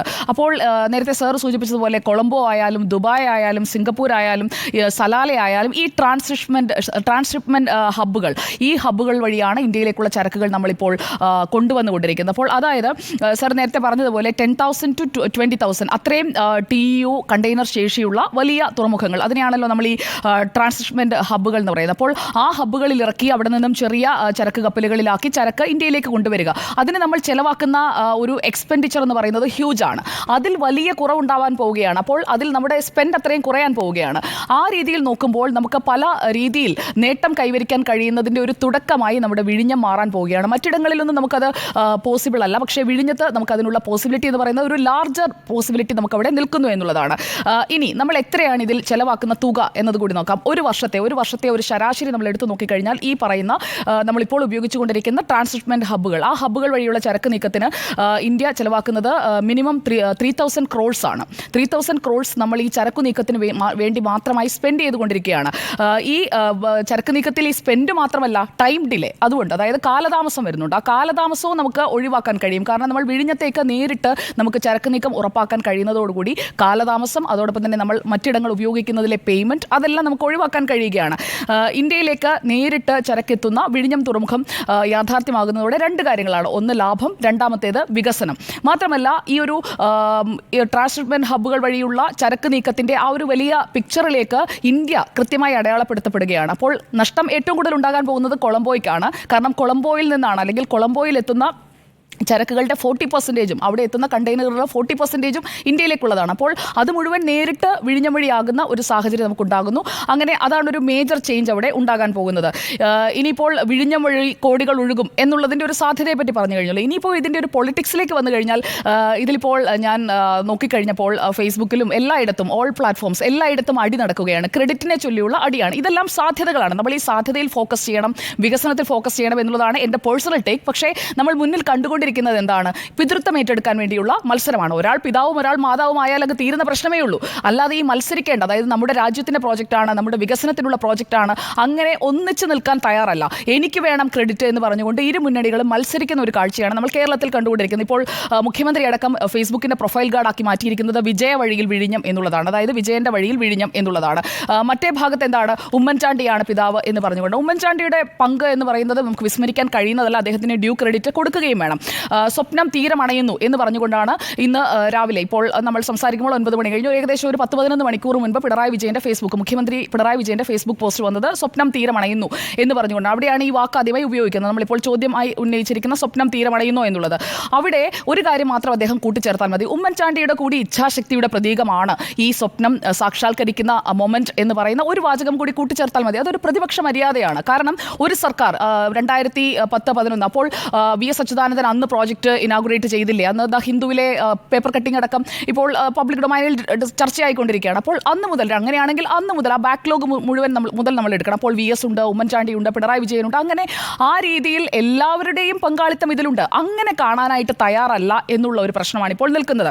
അതിലാണ് ദേശാഭിമാനി എന്ന് വിശേഷിപ്പിച്ച കരാർ ഒപ്പിട്ട സമയത്തെ കടൽ കൊള്ള എന്ന് പറഞ്ഞുകൊണ്ടുള്ള ആ പേപ്പർ കട്ടിംഗ്. അതും ഇന്നത്തെ ദേശാഭിമാനി പത്രത്തിലെ സ്വപ്നം തീരമണയുന്ന വാർത്തയും കൂടി ചേർത്ത് വെച്ചുകൊണ്ടുള്ള ഒരു കമ്പാരിസൺ അവിടെ നടക്കുന്നുണ്ട്. പ്രതിപക്ഷ നേതാവിനെ ക്ഷണിക്കാത്തത് സങ്കുചിതമായ രാഷ്ട്രീയ താല്പര്യമാണ് എന്ന് രമേശ് ചെന്നിത്തല പറയുന്നതിൽ ഒരു കഴമ്പുണ്ട് എന്നാണ് ഞാൻ കരുതുന്നത്. കാരണം ട്രയൽ റൺ ആയാലും ഉദ്ഘാടനമായാലും ഏതായാലും എല്ലാവരെയും ഉൾപ്പെടുത്തുക എന്ന് പറയുന്നത് ഒരു സാമാന്യ മര്യാദയാണ്. അത് ഉണ്ടാകാത്തതിന് ഇന്ന് മന്ത്രി VN വാസവൻ പറഞ്ഞ ന്യായീകരണം ശരിയായി എനിക്ക് തോന്നിയില്ല. ശശി തരൂർ MP ക്ഷണിച്ചു, പക്ഷേ അദ്ദേഹം പങ്കെടുക്കാത്തതിന്റെ കാരണം അദ്ദേഹം പറയുന്നത് പുനരധിവാസ പാക്കേജ് നടപ്പാക്കിയില്ല, അതുകൊണ്ടാണ്. പക്ഷേ അദ്ദേഹം MP ആയിരുന്ന കാലയളവിൽ ഈ പ്രോജക്റ്റിന് വേണ്ടി അദ്ദേഹം എന്താണ് ചെയ്തത്? ഈ പ്രോജക്റ്റിൽ അദ്ദേഹത്തിന്റെ ഇൻവോൾവ്മെന്റ് എന്തായിരുന്നു? അദ്ദേഹത്തിന്റെ കഴിഞ്ഞ മത്സരിച്ച വേളകളിലെയൊക്കെ പ്രകടന പത്രിക ഞാൻ എടുത്തു നോക്കി. അതിലൊന്നും വിഴിഞ്ഞത്തെക്കുറിച്ച് അല്ലെങ്കിൽ വിഴിഞ്ഞം ഇങ്ങനെ ആക്കണം എന്ന് പറഞ്ഞുകൊണ്ടുള്ള അദ്ദേഹത്തിൻ്റെ ഫ്യൂച്ചറിസ്റ്റിക് ആയിട്ടുള്ള ഡയലോഗ്സ് ഒന്നും എനിക്ക് കാണാൻ കഴിഞ്ഞില്ല. UDF നാളെ എന്തായാലും ജില്ലാ കേന്ദ്രങ്ങളിലൊക്കെ ഉമ്മൻചാണ്ടിക്ക് ഈ പദ്ധതി സമർപ്പിച്ചുകൊണ്ടുള്ള ഒരു പ്രകടനം നടത്തുന്നുണ്ട്. അതോടൊപ്പം തന്നെ എടുത്തു പറയേണ്ട മറ്റൊരു പേര് അദാനിയാണ്. അദാനിയെക്കുറിച്ച് പറയുമ്പോൾ എപ്പോഴും ഫാസിസ്റ്റായ നരേന്ദ്രമോദിയുടെ ഒക്കച്ചങ്ങാതിയായ മുതലാളിയായ അദാനി. പക്ഷേ ഈ അദാനി കൊള്ളാം, അത് അംഗീകരിക്കപ്പെടുന്നതിൽ ഒരു സന്തോഷമുണ്ട്. വികസന നായകനാണ് അദാനി കൊണ്ടുവരുന്ന തുറമുഖം എന്നൊക്കെ അംഗീകരിക്കപ്പെടുന്നതിൽ, അദാനി അംഗീകരിക്കുന്നതിലൊക്കെ ഒരു ചെറിയ സന്തോഷം തോന്നുന്നുണ്ട്. അപ്പോൾ രണ്ട് ടൈപ്പ് അദാനി കേരളത്തിലെ CPIM-നെയും LDF സർക്കാരിനെയും ഒക്കെ സംബന്ധിച്ചിടത്തോളമുണ്ട്. ഒന്നെന്ന് പറയുന്നത് വിഴിഞ്ഞം തുറമുഖം ഉണ്ടാക്കി നവകേരളത്തിൻ്റെ ഭാഗമായ നല്ല അദാനി. രണ്ടാമത്തേത് നരേന്ദ്രമോദിയുടെ ചങ്ങാതിയായ ഫാസിസ്റ്റ് മുന്നണിക്കൊപ്പം നിൽക്കുന്ന അദാനി. അങ്ങനെ രണ്ട് ടൈപ്പ് അദാനിയുണ്ട് എന്നതുകൂടി കേരളം ഇപ്പോൾ തിരിച്ചറിയുകയാണ്. എന്തായാലും ആദ്യം കഴിക്കും പിന്നെ മധുരിക്കും എന്നുള്ളത് ആദ്യം എതിർക്കും പിന്നെ സ്വാഗതം ചെയ്യുന്ന നിലപാടിലേക്ക് വിജയവഴിയിൽ വിഴിഞ്ഞം എന്നതിലേക്ക് പ്രൊഫൈൽ പിക്ചർ ഗാർഡടക്കം മാറ്റിയ മുഖ്യമന്ത്രിയെ ഞാൻ സല്യൂട്ട് ചെയ്യുകയാണ്. ഇതിലാരെ സല്യൂട്ട് ചെയ്യണം എന്നതാണ് ചോദ്യമെങ്കിൽ ഒരുപാട് പേരെ സല്യൂട്ട് ചെയ്യേണ്ടി വരും. ഈ കപ്പലിനൊരു കപ്പിത്താനുണ്ട്, പക്ഷേ ഒരു കപ്പിത്താൻ മാത്രമല്ല, ഒരുപാട് കപ്പിത്താന്മാരുണ്ട് എന്നതാണ് ഏറെ ശ്രദ്ധേയമായ കാര്യം. ഞാൻ ഈ വിഷയത്തിൽ തീർച്ചയായും നിങ്ങൾ പറഞ്ഞതുകൊണ്ട് ഞാൻ യോജിക്കുന്നു. നമ്മളുടെ സ്വപ്നം തീരമണിഞ്ഞിരിക്കുകയാണ്, അക്കാര്യത്തിൽ യാതൊരു സംശയവുമില്ല. അതെങ്ങനെയാണ് ആ വികസനം വരുന്നത് എന്നതിനെക്കുറിച്ച് വളരെ വിശദമായി തന്നെ ആൻറ്റോ അഗസ്റ്റിൻ ഇവിടെ വ്യക്തമാക്കുകയും ചെയ്തു. എനിക്കൊന്ന് രണ്ട് കാര്യങ്ങൾ ഇതിനോടൊപ്പം കൂട്ടിച്ചേർക്കാനുള്ളത്. ഒന്ന്, ഇത് വലിയ അഭിമാനമായിട്ട് നമ്മൾ ചിത്രീകരിക്കുമ്പോഴും നമ്മളടക്കം അത് പ്രേക്ഷകരെ വിശദീകരിക്കുമ്പോഴും ഒരർത്ഥത്തിൽ ഒരു ഭാഗത്ത് അഭിമാനവും എന്നാൽ മറുഭാഗത്ത് അല്പം ലജ്ജയും തോന്നിയ ഒരു ദിവസമാണ് എന്ന് ഞാൻ തുറന്നു പറയട്ടെ. എന്തുകൊണ്ടാണ് അഭിമാനം തോന്നിയത്? അഭിമാനം തോന്നിയത് ഇന്ത്യയിലെ തന്നെ ഏറ്റവും വലിയ സ്വാഭാവികമായിട്ടുള്ള തീരക്കടൽ ആഴമുള്ള ഒരു പ്രദേശത്തേക്ക് ഏറ്റവും ചെലവ് കുറഞ്ഞ ഏറ്റവും കൂടുതൽ വികസന സാധ്യതയുള്ള ഒരു പോർട്ടിലെ ഒരു മദർഷിപ്പ് വരുന്ന കാഴ്ച അത് നമ്മൾ ഇന്ന് കണ്ടു. ആ കാഴ്ച വളരെ അഭിമാനം നൽകുന്നൊരു കാഴ്ചയാണ്. കേരളത്തിൻ്റെ ഇനി വരാൻ പോകുന്ന നാളുകളിലെ വികസനത്തെക്കുറിച്ചുള്ള ഓർമ്മകളാണ്, അല്ലെങ്കിൽ വികസനത്തെക്കുറിച്ചുള്ള ചിന്തകളാണ് നമുക്ക് അഭിമാനം തരുന്നത്. ഇനി എന്തുകൊണ്ടാണ് ഇത് ഒരു ലജ്ജയുള്ളൊരു വിഷയം കൂടിയാകുന്നത്? അവിടെയാണ് ഞാൻ നേരത്തെ പറഞ്ഞ കണക്ക്. 1978 ദുബായ് പോർട്ട് ഓപ്പൺ ചെയ്യുന്നത്. 1998 ഒമാനിലെ സലാല പോർട്ട് ഓപ്പൺ ചെയ്യുന്നത്. കൊളംബോ 1912 മുതൽ ഓപ്പറേഷണലാണ്. 90-കൾക്ക് ശേഷം കൊളംബോയുടെ മുഖച്ഛായ തന്നെ മാറിയിട്ടുണ്ട്. റോട്ടർഡാം 1962 നെതർലൻഡിൽ കമ്മീഷൻ ചെയ്യപ്പെടുന്നത്. അവിടുന്ന് ഇങ്ങോട്ട് യൂറോപ്പിൻ്റെ നാവിക വ്യാപാരത്തെ ഏറ്റവും നിയന്ത്രിച്ച് നിർത്തിയ യൂറോപ്പിലെ തന്നെ ഏറ്റവും വലിയ പോർട്ടാണ് റോട്ടർഡാം എന്നുള്ളത്. അപ്പോൾ ലോകമെമ്പാടും ഇത്തരം പോർട്ടുകൾ വന്നു കഴിഞ്ഞ് ഏകദേശം ഒരു 1/4 നൂറ്റാണ്ടിനു ശേഷം നമ്മളുടെ നാട്ടിൽ നിന്ന് നമ്മളിന്ന് വിളിച്ചു പറയുകയാണ്, ദാ വരുന്നു ഒരു മദർഷിപ്പ് എന്ന് പറയുമ്പോൾ ഇത് കണ്ടുകൊണ്ടിരിക്കുന്ന നെതർലൻഡ്സിലെ റോട്ടർഡാമിലെ ആളുടെ അവസ്ഥ എന്തായിരിക്കും എന്നൊന്ന് ആലോചിച്ച് നോക്കൂ സ്മൃതി. ദാ കപ്പൽ ഇറക്കുന്നു, ദാ ഷിപ്പിൽ നിന്ന് കണ്ടെയ്നർ ഇറക്കിക്കൊണ്ടിരിക്കുന്നു എന്ന് പറയുമ്പോൾ ഇത് ദുബായ് പോർട്ടിൽ, റോട്ടർഡാമിൽ, കൊളംബോയിൽ പതിറ്റാണ്ടുകൾക്ക് മുമ്പ് തന്നെ സംഭവിച്ചിരിക്കുന്ന ഒരു കാര്യം നമ്മുടെ നാട്ടിൽ ഇപ്പോൾ നമ്മൾ എന്തോ കണ്ടിങ്ങനെ വിസ്മയിക്കുന്നത് പോലെയായി തീരുന്ന ഒരു വികസന രാഷ്ട്രീയത്തിൻ്റെ സാഹചര്യമുണ്ട്. അതാണ് നമ്മൾ ലോകഭൂപടത്തിൽ ശരിക്കും പറഞ്ഞാൽ ചെറുതായി പോകുന്ന പോലെ തോന്നി എന്നുള്ളതാണ് എനിക്ക് തോന്നിയത്. ഒരർത്ഥത്തിൽ നമ്മൾ പലപ്പോഴും തീവണ്ടി വരുമ്പോൾ പറയാറുണ്ട്, ഇന്ത്യയിൽ തീവണ്ടി അവതരിപ്പിക്കുമ്പോൾ ഈ പൂനെയിൽ ആദ്യത്തെ തീവണ്ടി വരുന്ന സമയത്ത് ഈ ഓടിക്കൊണ്ടിരിക്കുന്നത് തീവണ്ടിയാണെന്നറിയാതെ അതൊരു ജീവിയാണെന്ന് കരുതി അതിന് വൈക്കോൽ പുല്ല് കൊണ്ടിട്ട് ആൾക്കാരെക്കുറിച്ച് ചരിത്രത്തിൽ രേഖപ്പെടുത്തിയിട്ടുണ്ട്. അതുപോലെ ഒരു സാഹചര്യം കൂടി ഉണ്ടായി എന്നതാണ് ഞാൻ സൂചിപ്പിച്ചത്. അതിനൊരു രാഷ്ട്രീയമുണ്ട്. ആ വികസന രാഷ്ട്രീയമാണ് നമ്മൾ ചർച്ച ചെയ്യേണ്ടത്. നോക്കൂ, നേരത്തെ ആൻറ്റോ അഗസ്റ്റിൻ പറഞ്ഞതുപോലെ വിഴിഞ്ഞം തുറമുഖത്തിന് ഒരുപാട് സവിശേഷതകളുണ്ട്. ഇന്ത്യയിലെ മറ്റൊരു തുറമുഖത്തിനുമില്ലാത്ത സവിശേഷതകളുണ്ട്. നമുക്ക് അറിയാവുന്നതുപോലെ വിശാഖപട്ടണമാണ് ഇന്ത്യയിലെ ഏറ്റവും സ്വാഭാവിക ആഴമുള്ള ഒരു തുറമുഖം എന്ന് പറയുന്നത്. അവിടെ പോലും 16.5 ഉള്ളൂ തീരക്കടലിലെ ആഴമെന്ന് പറയുന്നത്. ഇവിടെ ഇത് 24 മീറ്ററാണ്. അതുകൊണ്ട് ബർത്തിലേക്ക് നേരിട്ട് ഈ കപ്പലുകൾക്ക് എത്തിച്ചേരാൻ സാധിക്കുന്നു, മദർഷിപ്പുകൾക്ക് എത്തിച്ചേരാൻ സാധിക്കുന്നു എന്നുള്ളത് സ്വാഭാവികമായിട്ടുള്ളൊരു ഫീച്ചറാണ് നമ്മളുടെ ഈ വിഴിഞ്ഞത്തിൻ്റെ. നമ്പർ 2, കപ്പൽച്ചാലിൽ നിന്ന് താങ്കൾ സൂചിപ്പിച്ചതുപോലെ 10 നോട്ടിക്കൽ മൈൽ മാത്രമാണ് അകലെ നിൽക്കുന്നത്.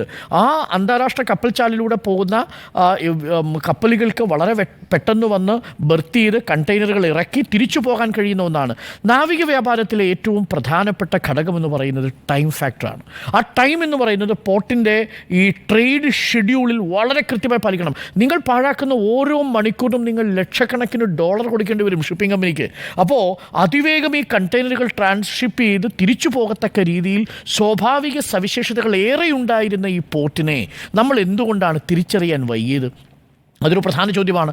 ഇത് സി പി കുറിച്ച് ചരിത്രം വായിച്ചു നോക്കിക്കഴിഞ്ഞാൽ സി പിയുടെ കാലത്ത് പണ്ട് ചർച്ച ചെയ്തിരുന്നു ഈ അവിടുത്തെ കായലിലേക്ക്, വെള്ളായണി കായലിലേക്ക് ഈ കപ്പൽ കൊണ്ടുവരാൻ പറ്റുമോ എന്ന് സി പി പണ്ട് ആലോചിച്ചിരുന്നതായിട്ട് നമ്മൾ കേട്ടിട്ടുണ്ട്. പക്ഷേ നമ്മൾക്കറിയാവുന്ന സമീപകാല ചരിത്രം എന്ന് പറയുന്നത് എം വി രാഘവൻ എന്ന് പറയുന്ന ഒരു തുറമുഖ മന്ത്രിയെ ഓർമ്മിക്കാതെ ഒരിക്കലും നമുക്ക് ഈ പ്രോജക്റ്റിനെ കുറിച്ച് ഡിസ്കസ് ചെയ്യാൻ പറ്റില്ല. കെ കരുണാകരൻ്റെ മന്ത്രിസഭയിൽ 1991-96 കാലഘട്ടത്തിൽ എം വി രാഘവൻ തുറമുഖ വകുപ്പ് മന്ത്രിയാകുമ്പോൾ 3 പോർട്ടുകളെക്കുറിച്ച് അദ്ദേഹം സംസാരിച്ചത്. ഒന്ന് ആലപ്പുഴ പോർട്ട് നവീകരിക്കുന്നതിനെക്കുറിച്ച്, മറ്റൊന്ന് അഴീക്കൽ പോർട്ട് നവീകരിക്കുന്നതിനെക്കുറിച്ച്, മൂന്നാമത്തേതായിരുന്നു വിഴിഞ്ഞം പോർട്ട്. ആ വിഴിഞ്ഞം പോർട്ടിനെ കുറിച്ചുള്ള അദ്ദേഹത്തിൻ്റെ പഠനത്തിൻ്റെ ഭാഗമായി ആ ഘട്ടത്തിൽ തന്നെ ഒരു കുമാർ ഗ്രൂപ്പുമായിട്ട് ബന്ധപ്പെട്ടൊരു മെമ്മോറാണ്ടം ഓഫ് അണ്ടർസ്റ്റാൻഡിംഗ് അദ്ദേഹം ഉണ്ടാക്കി. എക്സ്പ്രഷൻ ഓഫ് ഇൻട്രസ്റ്റും BOT കരാറുകളും വരുന്നതിന് മുൻപാണ് എന്നത് ആലോചിക്കണം. ഇത് 91-96 കാലഘട്ടങ്ങളിലാണ്. അന്ന് ഈ പറയുന്ന ഒമാനിലെ പോർട്ട് വന്നിട്ടില്ല, ദുബായിലെ പോർട്ട് വന്നിട്ട് കഷ്ടിച്ച് 2 പതിറ്റാണ്ടാവുന്നതേ ഉള്ളൂ. നമ്മൾ അന്ന് ആ ബസ്സിൽ കയറിയിരുന്നെങ്കിൽ, ആ കപ്പലിൽ കയറിയിരുന്നെങ്കിൽ നമ്മുടെ നാട് എവിടെ നിൽക്കുമായിരുന്നു എന്നൊരു ചോദ്യമുണ്ട്. അത് കെ കരുണാകരൻ്റെയും എം വി രാഘവൻ്റെയും അന്നത്തെ ദീർഘദർശിത്വമാണ്. പക്ഷേ ആ പ്രോജക്റ്റ് നടന്നില്ല. തുടർന്നു വരുന്ന സർക്കാർ, നയനാ സർക്കാരിൻ്റെ കാലത്തും ആ പ്രോജക്റ്റിന് വലിയ പ്രാധാന്യം കൊടുക്കുന്നില്ല. ഷൺമുഖദാസ് ആയിരുന്നു അന്ന് തുറമുഖ വകുപ്പ് മന്ത്രി എന്നാണ് ഞാൻ മനസ്സിലാക്കുന്നത്. പിന്നീട് വീണ്ടും എം വി രാഘവൻ തുറമുഖ വകുപ്പ് മന്ത്രിയാവുന്നുണ്ട് AK ആൻ്റണിയുടെ കാലത്ത്.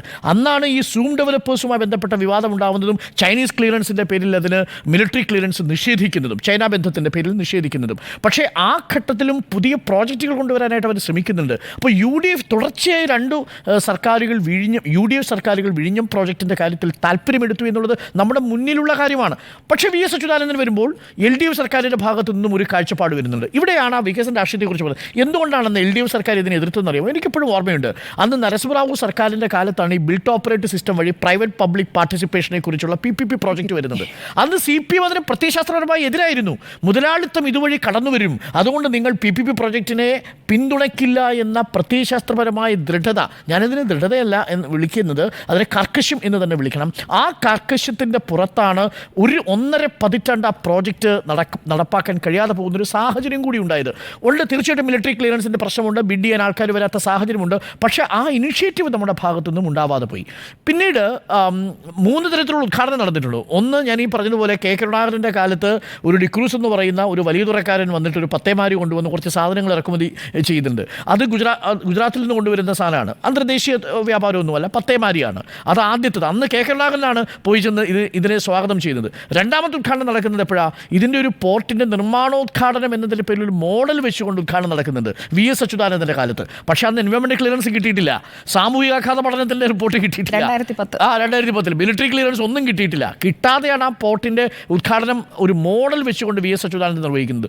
അടുത്ത ഉദ്ഘാടനമാണ് ക്രെയിൻ കൊണ്ടുവരുന്ന ഘട്ടത്തിൽ നമ്മളിപ്പോൾ കണ്ടത് യഥാർത്ഥത്തിൽ. അതിനു മുമ്പ് ഉമ്മൻചാണ്ടിയുടെ സർക്കാരിൻ്റെ കാലത്തുണ്ട്. ഉമ്മൻചാണ്ടി സർക്കാരിൻ്റെ കാലത്ത് തീർച്ചയായിട്ടും നമ്മൾ ആ പേര് ഓർമ്മിക്കണം. കെ കരുണാകരൻ, MV രാഘവൻ, ഉമ്മൻചാണ്ടി, അതോടൊപ്പം പിണറായി വിജയൻ, VS അച്യുതാനന്ദൻ, ഈ പേരുകളൊക്കെ തന്നെ നമ്മൾ പറയണം. തീർച്ചയായിട്ടും നരേന്ദ്രമോദി, ഒപ്പം തന്നെ അദാനി, ഈ പേരുകളൊക്കെ ആവർത്തിച്ച് നമ്മൾ പറയേണ്ടതുണ്ട്. ഈ പ്രോജക്റ്റുമായി ബന്ധപ്പെട്ടതിൻ്റെ പിതൃത്വത്തെ നമ്മൾ തിരഞ്ഞു പോവുകയാണെങ്കിൽ അതിൽ ഉമ്മൻചാണ്ടി കാണിച്ച നിശ്ചയദാർഢ്യമുണ്ട്. അദ്ദേഹം അവിടുത്തെ തദ്ദേശവാസികളോട് കാര്യങ്ങൾ അവതരിപ്പിച്ചത്, അവരുടെ വിശ്വാസത്തിലെടുത്തുകൊണ്ട് മുന്നോട്ട് പോയത്. KV തോമസിൻ്റെ വീട്ടിലേക്ക് പോയി അവസാന നിമിഷം ഈ പ്രോജക്റ്റ് നടപ്പിലാവില്ല എന്ന സാഹചര്യം വരുന്നു. ഒപ്പം ഈ പ്രോജക്റ്റിനെ എതിർക്കാൻ നിൽക്കുന്നത് ആരൊക്കെയാണെന്ന് ആലോചിച്ച് നോക്കണം. സംസ്ഥാനത്തിനുള്ളിലാണെങ്കിൽ ദേശാഭിമാനിയിലൂടെ കടൽക്കൊള്ള എന്ന തലക്കെട്ടാണ് CPM അന്ന് ഈ പ്രോജക്റ്റിനെ വിമർശിക്കാൻ വേണ്ടിയിട്ട് അന്ന് ഉന്നയിച്ച പ്രധാനപ്പെട്ട ആരോപണങ്ങൾ എന്തൊക്കെയാണെന്ന് അറിയാമോ? നമ്മളിത് കുറിച്ചു വെച്ചിട്ടുണ്ട്. എന്തെങ്കിലും ഇത് വരുമ്പോൾ ഇവരുടെ ചോദിക്കാം. ഞാനിന്നത് ചോദിച്ചിരുന്നു. 6000 കോടിയുടെ ഭൂമി തട്ടിപ്പാണ് നടക്കാൻ പോകുന്നത് എന്നാണ്. എന്നിട്ട് അന്നത്തെ പത്രത്തിൽ അന്നത്തെ ചർച്ച എന്ന് പറയുന്നത്, അന്ന് ഈ സൂം ഡെവലപ്പേഴ്സ് വരുന്ന ഘട്ടത്തിൽ തന്നെ വലിയ ചർച്ചകളുണ്ടായിരുന്നു. ഇതൊരു റിയൽ എസ്റ്റേറ്റ് ഇടപാടാണ്, 3/2 ചെലവും സർക്കാർ വഹിക്കണം, ഈ സ്വകാര്യ കമ്പനിക്ക് വൻ ലാഭമുണ്ടാക്കാൻ വേണ്ടിയുള്ള പ്രോജക്റ്റാണെന്നാണ് പറഞ്ഞിരുന്നത്. ഇപ്പോൾ നാളെ ട്രയൽ റൺ നടക്കാൻ പോകുന്ന ഈ വിഴിഞ്ഞം പ്രോജക്റ്റിൻ്റെ 61.9% സംസ്ഥാന സർക്കാരിൻ്റെ ബാധ്യതയാണ്, 3/2. ഉമ്മൻചാണ്ടി സർക്കാരിൻ്റെ കാലത്ത് ഒപ്പുവെച്ച കരാറിൽ നിന്ന് അണുവിട വ്യതിചലിക്കാതെയാണ് പിണറായി സർക്കാർ ആ പ്രോജക്റ്റ് നടപ്പിലാക്കുന്നത്. അങ്ങനെ കരാറിൽ വ്യതിചലിക്കാൻ പറ്റത്തില്ല, കോടതി പോവും. സർക്കാർ മാറി വരുന്നു, പാർട്ടി മാറുന്നേ ഉള്ളൂ, സർക്കാരിൻ്റെ തുടർച്ചയാണല്ലോ പോളിസി. അപ്പോൾ അതുകൊണ്ട് ആ കരാറ് തന്നെ CPMന് പിന്തുടരേണ്ടി വരുന്നു. പക്ഷേ CPM ആ ഘട്ടത്തിൽ ദേശാഭിമാനിയിൽ എഴുതിയതും പിണറായി വിജയൻ എന്ന് ആരോപിച്ചതും ഒക്കെ വിഴുങ്ങിക്കൊണ്ട് മാത്രമേ നാളെ ട്രയൽ റണ്ണിൻ്റെ ഉദ്ഘാടനം ചെയ്യുക സാധ്യമാവുകയുള്ളൂ എന്നതാണ് ഏറ്റവും പ്രധാനപ്പെട്ട കാര്യം. 60 വർഷത്തേക്ക് സ്വകാര്യ കമ്പനിക്ക് തീരെഴുതി കൊടുക്കാൻ പോവുകയാണെന്ന് പറഞ്ഞു. ഈ പ്രോജക്റ്റ് 40 വർഷം, ഒന്നാം ഘട്ടം കഴിഞ്ഞ് 40 വർഷം, രണ്ടാം ഘട്ടം കൂടി പൂർത്തിയാൽ 20 വർഷം, 60 വർഷം കഴിഞ്ഞ് സംസ്ഥാന സർക്കാരിന് കിട്ടു ഓപ്പറേറ്റ് ചെയ്യാൻ. മത്സ്യബന്ധനത്തിന് മരണമണിയോ എന്ന് തുടങ്ങി ഒരുപാട് വിമർശനങ്ങളാണ് അന്ന് ഉയർത്തിയത്. ആ വിമർശനങ്ങളെല്ലാം CPM അന്ന് ഉയർത്തിയതിനെ നാളത്തെ ട്രയൽ റണ്ണിന് ഉദ്ഘാടന വേളയിൽ പൂർണ്ണമായിട്ടും വിസ്മരിച്ചുകൊണ്ട് മാത്രമേ ആ വേദിയിൽ നിൽക്കാൻ കഴിയൂ. അതൊക്കെ സ്വാഭാവികമാണ്. നമുക്ക് വേണമെങ്കിൽ പറയാം അത് സ്പിരിറ്റ് ഓഫ് ഒപ്പോസിഷൻ എന്നൊക്കെ വേണമെങ്കിൽ പറയാം. പ്രതിപക്ഷത്തിരിക്കുമ്പോൾ നിങ്ങൾ എതിർക്കും. ഇത് മറുഭാഗത്തും ഉണ്ട് കേട്ടോ. AI ക്യാമറകൾ വരുന്ന സമയത്ത് കോൺഗ്രസിൻ്റെ ഭാഗത്തു നിന്നുള്ള പ്രതിഷേധം നമ്മൾ കണ്ടു. AI ക്യാമറകളെ കൊണ്ടുവരുന്ന സമയത്ത് അനാവശ്യ വിവാദങ്ങൾ ഉണ്ടാക്കി ഒടുവിൽ പ്രതിപക്ഷത്തിനെ എങ്ങനെയാണ് വിമർശിച്ചത് കോടതി പറഞ്ഞു നിങ്ങൾക്കും രാഷ്ട്രീയ ധാർമ്മികതയുണ്ട് എന്ന ആരോപണം AI ക്യാമറ വിഷയത്തിലുണ്ടായി. ജലമെട്രോ വന്നപ്പോൾ ഇവിടെ കോൺഗ്രസ്സുകാർ അതിനെ പുച്ഛിച്ചുകൊണ്ട് വരുന്നൊരു ഘട്ടമുണ്ടായി. അപ്പോൾ അതാണ് ഞാൻ നേരത്തെ സൂചിപ്പിച്ചത്. നമ്മൾ ലോകരാജ്യങ്ങളുടെ മുന്നിൽ ഇനിയും പിന്തുടരേണ്ട ഒരു വികസന രാഷ്ട്രീയ മാതൃക കേരളത്തിനുണ്ടോ എന്നുള്ളത് വളരെ പ്രധാനപ്പെട്ട ചോദ്യമാണ്. അവിടെ ഒരു ബൈപ്പോളർ പൊളിറ്റിക്സിൽ പ്രതിപക്ഷവും ഭരണപക്ഷവും തമ്മിലുള്ള രാഷ്ട്രീയ മത്സരത്തിനിടയിൽ വലിയ വലിയ പ്രോജക്റ്റുകൾ കുടുങ്ങിപ്പോകുന്നു എന്നുള്ളത് ഈ ഒരു തലമുറയോട് ചെയ്യുന്ന നീതികേടാണ് എന്നതാണ് എൻ്റെ ഭാഷ്യം. ഒറ്റ പോയിന്റ് കൂടി പറഞ്ഞ് അവസാനിപ്പിക്കാം. കേന്ദ്രത്തിൻ്റെ കാര്യവും കയ്യടിയുടെ കാര്യമൊക്കെ പറഞ്ഞല്ലോ. നമ്മുടെ കുറച്ചകലെ മഹാരാഷ്ട്രയിൽ വാധ്വാൻ എന്ന് പറയുന്ന ഒരു തുറമുഖമുണ്ട്. ഇന്ത്യയിലെ തന്നെ ഏറ്റവും കൂടുതൽ ചെലവ് മുടക്കി പണിയുന്നൊരു തുറമുഖമാണ്. 76,220 കോടിയോ മറ്റുമാണ് അതിൻ്റെ ചെലവ്. അതിൻ്റെ 76% വഹിക്കുന്ന ആരാണെന്നറിയാമോ? കേന്ദ്രമാണ്. എങ്ങനെയാണ്? ഈ ജവഹർലാൽ നെഹ്റു പോർട്ട് അതോറിറ്റിയിലൂടെ. നമ്മുടെ നാട്ടിലെ ഈ വിഴിഞ്ഞം പ്രോജക്റ്റിന് കൊടുക്കുന്ന എത്രയാണെന്നറിയാമോ? 9.6%. അതുകൊണ്ട് അതോടെ ഓർമ്മിച്ചിട്ട് വേണം കൈയടിക്കാൻ എന്ന് മാത്രമേ എനിക്ക് ഘട്ടത്തിൽ പറയാനുള്ളൂ. കണക്കിൻ്റെ കാര്യത്തിൽ ആദ്യഘട്ടത്തിൽ സ്വപ്നം തീരമണിഞ്ഞു എന്ന ചോദ്യത്തിന് തീർച്ചയായും സ്വപ്നം തീരമണിഞ്ഞിരിക്കുന്നു എന്നത് തന്നെയാണ്. ഒരുപാട് കപ്പിത്താന്മാരുണ്ട് ഈ കപ്പലിന് എന്നുള്ളതും കൂടിയാണ് എൻ്റെ ടേക്ക്. ബ്രേക്ക് കഴിഞ്ഞ് വരാൻ നല്ലതെന്ന് തോന്നുന്നു. നമുക്ക് ബ്രേക്ക് കഴിഞ്ഞ് വരുന്നതായിരിക്കും നല്ലത്. ഇടവേള തുടരുന്നു. വിഴിഞ്ഞത്ത് സ്വപ്നം തീരമണിഞ്ഞു എന്നാണ് ചോദ്യം. സ്വപ്നം തീരമണിഞ്ഞിരിക്കുന്നു, പക്ഷേ ഇനിയും ഒരുപാട് കാര്യങ്ങൾ നടപ്പാക്കാനുണ്ട്. നേരത്തെ പറഞ്ഞതിൻ്റെ തുടർച്ചയായിട്ട് ഈ കൊളംബോ സിംഗപ്പൂർ തുറമുഖത്ത് എപ്പോഴും വലിയ തിരക്കാണ്. 4-5 ദിവസം കാത്തു കെട്ടി കിടക്കേണ്ട അവസ്ഥ. അതിനൊക്കെ ഒരു വലിയ മാറ്റം. വിഴിഞ്ഞത്ത് അത്ര കാത്തു നിൽക്കേണ്ടി വരില്ല എന്നുള്ളത്. അപ്പോൾ സ്വാഭാവികമായും ഒരു ആകർഷണ കേന്ദ്രമായി നമ്മുടെ വിഴിഞ്ഞം പോർട്ട് വരികയാണ്. ഒരേ സമയം തുറമുഖത്ത് 30 കപ്പലുകൾ കൈകാര്യം ചെയ്യാൻ കഴിയുന്ന രീതിയിലേക്ക് അത് മാറുന്നു. ഇപ്പോൾ ലോകത്തെ തന്നെ 2ാമത്തെ കപ്പൽ കമ്പനിയുടെ ആദ്യ കപ്പലാണ് ഇവിടെ വന്നിരിക്കുന്നത്. ഇനി അങ്ങോട്ട് 1ാമത്തെ കപ്പൽ വരാൻ പോകുന്നു എന്നുള്ള വിവരങ്ങളടക്കം ഔദ്യോഗികമായി തന്നെ അറിയിച്ചു കഴിഞ്ഞിരിക്കുന്നു. അപ്പോൾ വലിയ രീതിയിൽ നേരത്തെ ശ്രീ ആൻഡ്രൂ പറഞ്ഞ പോലെ തന്നെ നമ്മൾക്ക് സങ്കല്പിക്കാൻ കഴിയാത്ത രീതിയിലുള്ള വലിയ മാറ്റം തുറമുഖം എന്ന രീതിയിൽ വരും. പക്ഷേ അതോടൊപ്പം തന്നെ അനുബന്ധമായി എന്തൊക്കെ തരത്തിലുള്ള മാറ്റങ്ങൾ വരുത്താൻ കഴിയുമെന്നുള്ള പ്രശ്നം അവിടെ നിൽക്കുന്നു. അതേസമയം ഈ ട്രെയിനിൻ്റെ കാര്യത്തിലായും connectivity, road service, train service, ആഭ്യന്തര കപ്പൽ സർവീസ്, ഇതൊക്കെ ഇതോടൊപ്പം തന്നെ വികസിക്കാനുള്ള പദ്ധതികളും ഇതിനോടൊപ്പം തന്നെ നടപ്പാകുന്നുണ്ട്. അപ്പോൾ നമ്മൾ പറഞ്ഞു വരുന്ന നാളെ ട്രയൽ റണ്ണിൻ്റെ ഉദ്ഘാടനമാണ്. അവിടെ മുഖ്യമന്ത്രിയും കേന്ദ്രമന്ത്രി സർബാനന്ദ സോനോവാളും എത്തുന്നു മുഖ്യാതിഥിയായി. സ്ഥലം MP-യെയും MLA-യും ക്ഷണിച്ചിരിക്കുന്നു. അതുകൊണ്ടാണ് M. വിൻസെൻ്റ് വരുന്നത്. പക്ഷേ നോക്കൂ, ശശി തരൂർ പങ്കെടുക്കുന്നില്ല. ശശി തരൂർ മുമ്പ് തൊട്ട് തന്നെ തുറമുഖത്തിന് വേണ്ടി ശക്തമായി വാദിച്ചിരുന്നതാണ്. അവിടെ ഈ സഭയുടെ പ്രതിഷേധം ഒക്കെ ഉണ്ടാകുന്ന സമയത്ത് പോലും ആ പ്രതിഷേധങ്ങളിൽ ഇടപെടാതെ അല്ലെങ്കിൽ അവരോട് മുഖം തിരിഞ്ഞു എന്നുള്ള പ്രധാനപ്പെട്ട ആരോപണം, സഭയുടെ ആരോപണം തന്നെ ആ രീതിയിലായിരുന്നു. പക്ഷേ ഈ പദ്ധതിക്ക് വേണ്ടി നിലകൊള്ളുന്നു അദ്ദേഹം പലപ്പോഴായി പറഞ്ഞിട്ടുള്ളതാണ്. പക്ഷേ ഇപ്പോൾ അവർക്ക് വേണ്ടി ഈ പുനരധിവാസ പ്രവർത്തനം ശരിയായി നടക്കാത്തത് കൊണ്ട് അതിന് പങ്കെടുക്കില്ല എന്നാണ് അദ്ദേഹം പറയുന്നത്. അതോടൊപ്പം പ്രതിപക്ഷ നേതാവിനെ വിളിച്ചിട്ടില്ല എന്നുള്ളതും അതിലൊരു മോശം സാഹചര്യം സൃഷ്ടിച്ച ഔചിത്യക്കുറവാണത്. ഇപ്പോൾ കോൺഗ്രസിനെ സംബന്ധിച്ച് അവർക്കത് ഉമ്മൻചാണ്ടിയുടെ പദ്ധതിയായി കാണാം. ഉമ്മൻചാണ്ടി വികസനത്തിനൊപ്പം നിന്നിരുന്ന ഒരു നേതാവാണ് പല വിഷയങ്ങളിലും. ഇതിലും പക്ഷേ പല സമയത്തും അത് വേണ്ട എന്ന് പറഞ്ഞ് നിൽക്കുന്ന ഒരു ഘട്ടമൊക്കെ ഉണ്ടായിട്ടുണ്ട്. അപ്പോൾ ഈ കടൽക്കൊള്ള എന്ന തലക്കെട്ട് നേരത്തെ പറഞ്ഞു കഴിഞ്ഞല്ലോ. 6000 കോടിയുടെ അഴിമതി, 6000 കോടി ഉമ്മൻചാണ്ടി കൊണ്ടുപോയി എന്ന് തന്നെയായിരുന്നു പിണറായി വിജയൻ്റെ ആരോപണത്തിൽ. പിന്നെ ആ കോടിക്കണക്ക് പിന്നെ മാറ്റി പറയുന്നു. ഇതൊക്കെ നമ്മൾ കണ്ടതാണ്. അങ്ങനെ ദേശാഭിമാനിയുടെ അന്നത്തെ തലക്കെട്ട്. ഇപ്പോൾ ആ പദ്ധതി 2ാം പിണറായി സർക്കാർ, 1ാം പിണറായി സർക്കാർ ആയപ്പോൾ തന്നെ ഈ പദ്ധതി നടപ്പാക്കുമെന്നുള്ള രൂപത്തിലേക്ക് വന്നിട്ടുണ്ട്. ഇതിൻ്റെ തുടക്കം നോക്കുകയാണ്. ഈ VS-ൻ്റെ കാലത്താണ് തുറമുഖ മന്ത്രിയായിരുന്ന M. വിജയകുമാറിൻ്റെ പ്രയത്നഫലം. അന്നാണ് ഈ വിഴിഞ്ഞം പദ്ധതിയുടെ കാര്യത്തിൽ വലിയ തോതിൽ മുന്നേറ്റമുണ്ടായത്. അന്ന് ഈ സൂം ഡെവലപ്പേഴ്സ് എന്ന കമ്പനി വരുന്നു.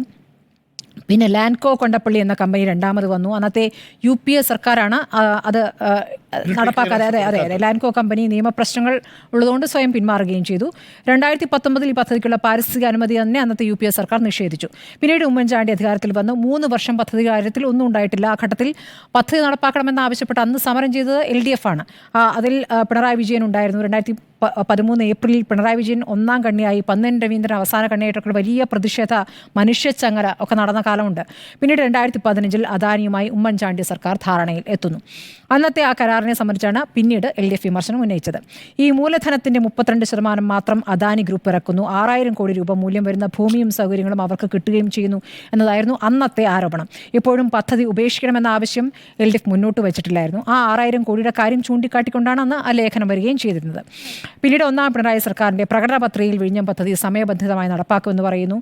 വലിയ പ്രക്ഷോഭം വിഴിഞ്ഞത്തുണ്ടായപ്പോഴും പദ്ധതി നിർത്തിവെക്കില്ല എന്ന് പറയുന്നത് നമ്മൾ കണ്ടതാണല്ലോ. അവർ വൈകാരികമായി പ്രതികരിക്കുമ്പോഴും പദ്ധതിയിൽ നിന്ന് പിന്നോട്ടില്ല. വലിയ പ്രതിഷേധങ്ങൾ, ആ പ്രതിഷേധങ്ങളുടെ ഭാഗമായിട്ട് പോലീസ് നടത്തിയ ചില കിരാതമായ രീതികളൊക്കെ ഉണ്ടായിരുന്നല്ലോ. ആ സമരത്തെ രീതിയിൽ അടിച്ചമർത്താൻ ശ്രമിച്ചു. അപ്പോൾ ആ ഘട്ടത്തിലും ആ പദ്ധതിക്കൊപ്പം തന്നെയാണ് സർക്കാർ നിന്നിട്ടുള്ളത്. അക്രമ പരമ്പരയുണ്ടായി. ഈ പദ്ധതി മുന്നോട്ട് കൊണ്ടുപോകുന്നതിൽ പക്ഷേ ഉമ്മൻചാണ്ടി വഹിച്ച പങ്ക് ഈ പറഞ്ഞതുപോലെ അത് അങ്ങ് മാറ്റിവെക്കാൻ പറ്റുന്ന കാര്യമല്ല. അദാനി ഗ്രൂപ്പിനെ പദ്ധതി ഏൽപ്പിക്കുന്നത് ഉമ്മൻചാണ്ടിയുടെ കാലത്താണ്. പദ്ധതിക്കെതിരെ LDF, അതായത് ഓരോ സർക്കാരിൻ്റെ കാലത്തും അവർക്ക് എതിർക്കുന്നതിനും അതിനെ അംഗീകരിക്കുന്നതിനും ഒക്കെ അവരുടേതായ കാരണങ്ങളുണ്ടായിരുന്നു. ഇപ്പോൾ 3 പതിറ്റാണ്ടായി ഇപ്പോൾ ഇതുമായി ബന്ധപ്പെട്ട പ്രവർത്തനങ്ങൾ പതുക്കെയായിട്ട് തുടങ്ങിയിട്ട്. ഇപ്പോൾ എങ്ങനെയായാലും ഇപ്പോൾ പദ്ധതി നടപ്പാകും. പദ്ധതി നടപ്പാകുമ്പോൾ 8867 കോടി രൂപയിൽ അദാനിയുടേത് 2452 കോടിയാണ്. വലിയ ഭൂമി തുറമുഖേതര ആവശ്യത്തിന് കേരളം നൽകിയിട്ടുണ്ട്. 10 വർഷമാണോ അത് 15 വർഷമാണോ മുഴുവൻ വരുമാനം അദാനിക്ക്? 15 വർഷം മുഴുവൻ. 15 വർഷം കഴിഞ്ഞു 1% വീതം ഓരോ വർഷം. അതെ, അങ്ങനെയാ. അപ്പൊ എന്തായാലും ദീർഘകാല നേട്ടം 20 വർഷം. 20 വർഷം പൂർണ്ണമായും അദാനിക്ക്, അടുത്ത 20 വർഷം 1%, പിന്നെ വേണമെങ്കിൽ 20 വർഷം കൂടി എക്സ്റ്റെൻഡ് ചെയ്യാം. അതാണ് പറയുന്നത്. അപ്പോൾ ദീർഘകാല നേട്ടം ആർക്കായിരിക്കും? ദീർഘകാല നേട്ടം ആർക്കായിരിക്കും എന്നുള്ള ചോദ്യം അവിടെ നിൽക്കുന്നു. അത് ഏത് രൂപത്തിൽ ഇനി മുന്നോട്ട് പോകും? പക്ഷേ രണ്ടാം ഘട്ടം പൂർണ്ണമായിട്ടും അദാനി തന്നെ നടപ്പിലാക്കണം. സ്റ്റേറ്റിന്റെ ഷെയർ ഇല്ല. അതെ, കേരളത്തിന്റെ അടിസ്ഥാന വികസനത്തിനും അനുബന്ധ തൊഴിൽ സൃഷ്ടിക്കും എത്രത്തോളം ഈ പദ്ധതി ഉപയോഗപ്പെടുന്നു എന്നുള്ളതാണ് നമ്മൾ നോക്കേണ്ടത്. അപ്പോഴും ഈ മത്സ്യത്തൊഴിലാളികൾ പറയുന്ന വിഷയങ്ങളും പാരിസ്ഥിതിക പ്രശ്നങ്ങളും ഒക്കെ അവിടെ ഉണ്ടെന്നേ. കടൽ കയറ്റം ഒരു വിഷയമാണ്. കടൽ കയറ്റം ഇപ്പോൾ തിരുവനന്തപുരം അനുഭവിക്കുന്നുണ്ട്. അതെ, മത്സ്യത്തൊഴിലാളികൾക്കുണ്ടാകുന്ന പ്രശ്നങ്ങൾ പരിഹരിക്കാൻ തയ്യാറാവുന്നുണ്ട്. ഇപ്പോൾ വല്ലാർപാടം പദ്ധതി എങ്ങനെ കൊണ്ടുവന്നതാണ് ആ പദ്ധതി? ഇപ്പോഴെന്താണ് അതിൻ്റെ അവസ്ഥ? അപ്പോൾ ഇങ്ങനെയൊക്കെയുള്ള വിഷയങ്ങൾ അവിടെ നിൽക്കുന്നുണ്ട്. അപ്പോൾ ജനങ്ങൾക്ക് സാധാരണ ജനങ്ങൾക്ക് ഗുണം ചെയ്യുന്ന രീതിയിൽ ഈ പദ്ധതി വികസിക്കുന്നു എന്നുള്ളതാണ്. വലിയ വികസന പദ്ധതിയുമായി ബന്ധപ്പെട്ട് എപ്പോഴും പറയുന്നത് എങ്ങനെയാണ്?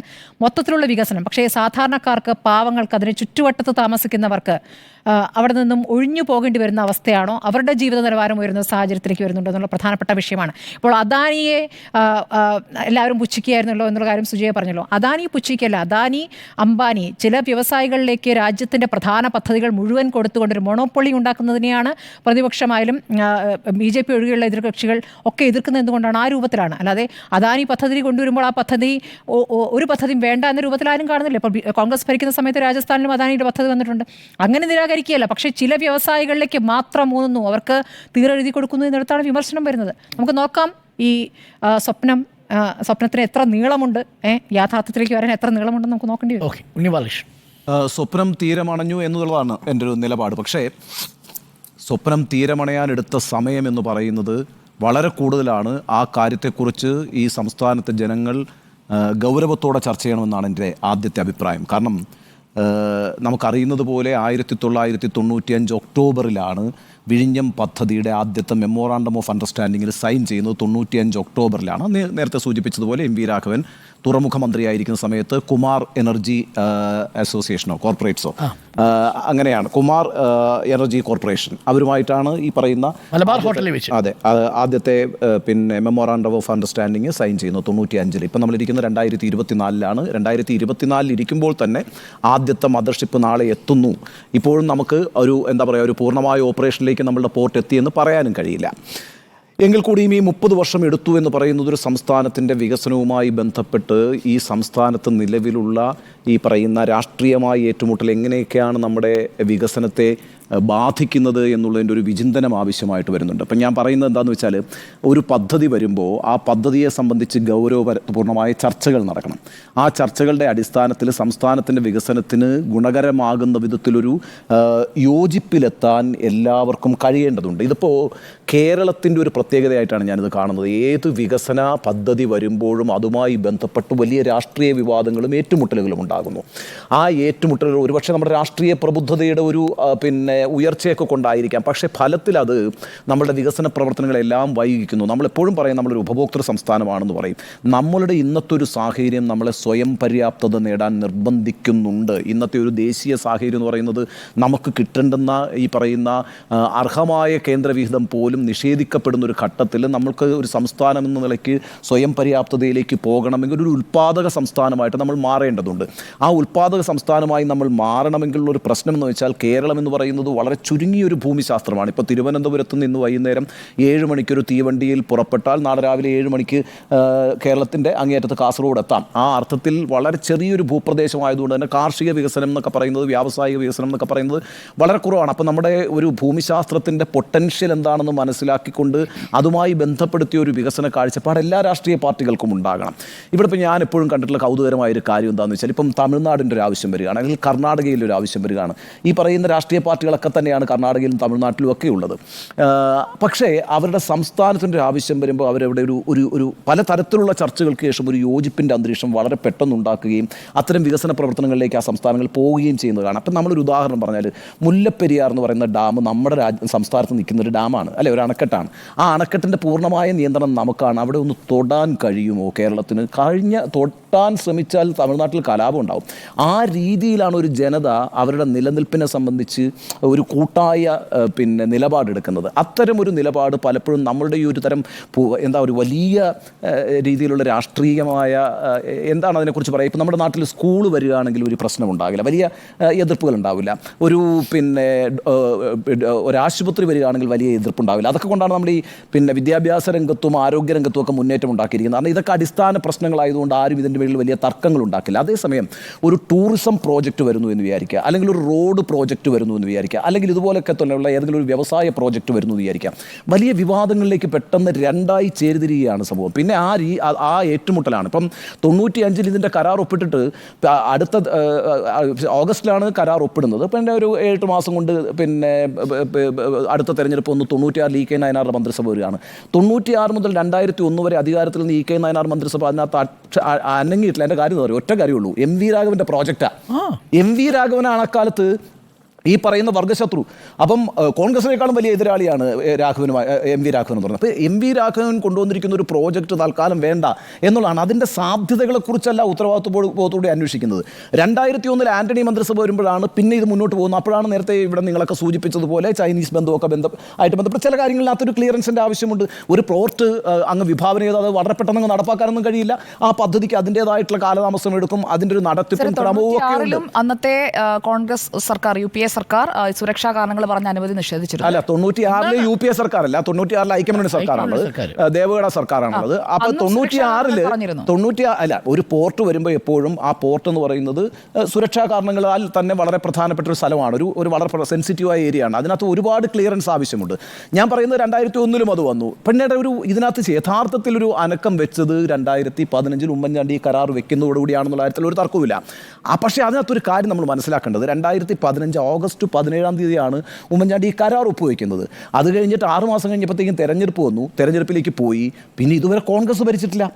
കോൺഗ്രസ് പിന്നെ ഈ സംസ്ഥാനത്ത് അധികാരത്തിൽ വന്നില്ല. പക്ഷേ അപ്പോൾ പിന്നെ ഈ പ്രോജക്റ്റ് പിന്നെ മുന്നോട്ട് കൊണ്ടുപോയതാരാണ്? പിണറായി സർക്കാരാണ്. ഒരു സംശയവും വേണ്ട കാര്യത്തിനകത്ത്. ഇപ്പോൾ ഈ കഴിഞ്ഞ 7-8 വർഷത്തെ പ്രവർത്തനത്തിൻ്റെ അടിസ്ഥാനത്തിൽ തന്നെയാണ് ഇന്നിപ്പോൾ ഈ പോർട്ട് ഒരു പുരോഗതിയിലേക്ക് എത്തിയിരിക്കുന്നത്. നമ്മൾ അതിൻ്റെ ഉദ്ഘാടനത്തിലേക്കൊക്കെ എത്തുന്നത് 2015 അദാനിയുമായി ഈ കരാർ ഒപ്പിടുന്നതിനകത്തും അതിൻ്റെ പ്രാരംഭ പ്രവർത്തനങ്ങൾ ഡിസംബറിൽ ആരംഭിക്കുന്നതിനകത്തും ഉമ്മൻചാണ്ടി സർക്കാരിനുമുള്ള റോൾ ഒട്ടും കുറച്ച് കാണുന്നില്ല. പക്ഷേ പിന്നീട് കോൺഗ്രസ് അധികാരത്തിൽ വന്നിട്ടില്ല എന്നൊരു യാഥാർത്ഥ്യമുണ്ട്. അപ്പോൾ ഈ പദ്ധതി സ്വാഭാവികമായിട്ടും മുന്നോട്ട് കൊണ്ടുപോയിട്ടുള്ളത്, ഇപ്പം ഉദ്ഘാടനം ചെയ്യുന്നുണ്ടെങ്കിൽ പദ്ധതി മുന്നോട്ട് പോയി എന്നാണല്ലോ അർത്ഥം. ആ പദ്ധതി മുന്നോട്ട് കൊണ്ടുപോകുന്നതിനകത്തൊരു വീഴ്ച പിണറായി സർക്കാർ വരുത്തിയിട്ടില്ല. എന്നാൽ ഇതിൻ്റെ ആരംഭകാലം മുതൽ ഇടതുപക്ഷം അതിനോടെടുത്ത സമീപനം വിമർശിക്കപ്പെടേണ്ടത് തന്നെയാണ്. ഏതൊരു വ്യവസായ വികസനവും അല്ലെങ്കിൽ ഏതെങ്കിലും തരത്തിലുള്ള ഒരു ടൂറിസം വികസനമോ അല്ലെങ്കിൽ ഒരു പോർട്ട് വികസനമോ ഒക്കെ വരുമ്പോൾ അതിനെ ഈ പറയുന്ന കണക്കൊരു സ്വകാര്യ മുതലാളിത്തത്തിൻ്റെ കുത്തക മുതലാളിത്തത്തിൻ്റെ കടന്നുകയറ്റമായി മാത്രം വ്യാഖ്യാനിച്ച് അത്തരം പ്രത്യയശാസ്ത്ര ശാഠ്യങ്ങളിലേക്ക് പോകുമ്പോഴുള്ളൊരു പ്രശ്നം ഒരു സംസ്ഥാനത്തിൻ്റെ വികസനത്തെ അത് പിന്നോട്ടടിക്കുന്നു എന്നുള്ളതാണ്. ഞാൻ പറയുന്നത് അതിനൊക്കെ ഒരു ക്രോസ് ചെക്കിങ് ആവശ്യമുണ്ട്. ചെയ്തുകൊണ്ട് അക്കാര്യത്തിലൊരു സുതാര്യത ഉറപ്പുവരുത്തണം. ആ സുതാര്യത ഉറപ്പുവരുത്താനും അത് ജനോപകാരപ്രദമാണ്, അത് സാധാരണക്കാർക്ക് ഉപകാരപ്രദമാണ്, സംസ്ഥാനത്തിൻ്റെ മൊത്തം സമ്പദ് വ്യവസ്ഥയ്ക്ക് ഉപകാരപ്രദമാണ് എന്നൊക്കെയുള്ള കാര്യങ്ങളിൽ ചർച്ചകൾ നടക്കുന്നത് നല്ലതാണ്. ആ ചർച്ചകൾ അനിവാര്യവുമാണ്. എന്നാൽ അത് നമ്മുടെ മൊത്തം വികസനത്തെ വിഘാതമാക്കുന്ന രീതിയിൽ വലിയ കാലവിളംബം ഉണ്ടാക്കുമ്പോൾ ഒരു സംസ്ഥാനം സാമ്പത്തികമായി പിന്നോട്ടടിക്കപ്പെടും, പല പ്രോജക്റ്റുകളും വരത്തില്ല. ഇനി വേറെ കാര്യം കൂടി പറഞ്ഞേക്കാം. ഇപ്പോൾ ആ 1995 ഈ ഷിപ്മെൻറ്റ് ഈ പറയുന്ന പോർട്ട് പ്രോജക്റ്റ് വരുന്നു. അന്നത്തെ കാലഘട്ടത്തിലൊക്കെ കേരളത്തെക്കുറിച്ചുള്ളൊരു പുറം കാഴ്ചപ്പാട് എന്താണ്? ഇവിടെ ഒരു വ്യവസായവും സാധ്യമല്ല എന്നുള്ളതാണ്. വരവേൽപ്പ് സിൻഡ്രോമാണ്. കാരണം വെച്ചാൽ ഇവിടെ അത്തരത്തിലൊരു ഇംപ്രഷനാണ് കേരളം ഉണ്ടാക്കി വെച്ചിരിക്കുന്നത്. ഏത് വ്യവസായം വന്നാലും തൊഴിലാളി സംഘടനകൾ വലിയ ശക്തമാണെന്നും അത് വലിയ രീതിയിൽ തടസ്സപ്പെടുമെന്നുള്ളതുകൊണ്ട് നമ്മൾ വിചാരിക്കുന്ന കണക്കല്ല, ഒറ്റ ബിഡർ വരാനുണ്ടായിരുന്നില്ല ഈ സാമ്പത്തികത്ത്. ഈ പറയുന്ന 95 ഒപ്പിടുമ്പോൾ മുതൽ 2015 ഈ ബിഡിങ് പ്രഖ്യാപിക്കുമ്പോൾ ആരും വരാനില്ലെന്നേ. എന്നിട്ട് അദാനിയെ പോയി കണ്ട് പിടിച്ച് കാലെ കെട്ടി വീണ് ഇങ്ങോട്ട് കൊണ്ടുവരികയാണ് ചെയ്യുന്നത്. ഓക്കെ, എന്തായാലും ഈ പറയുന്ന ആ ഒരു ഇംപ്രഷനും ഈ സംസ്ഥാനത്തെക്കുറിച്ചുണ്ട്. അതൊക്കെ ആരാണ് ഉണ്ടാക്കി വെക്കുന്നത്? അതിൻ്റെയൊക്കെ ഉത്തരവാദിത്വം ആർക്കാണ്? ഒരു ചേരിയെ മാത്രമായിട്ട് ഞാൻ പറയുന്നില്ല. ഇതിപ്പം തിരിച്ചാണെന്ന് വിചാരിക്കുക, ഇടതുപക്ഷമാണെങ്കിൽ ഒരു പ്രോജക്റ്റ് കൊണ്ടുവന്നു വിചാരിക്കുക, വലതുപക്ഷത്തിന് വലിയ എതിർപ്പുകൾ ഉണ്ടാവും.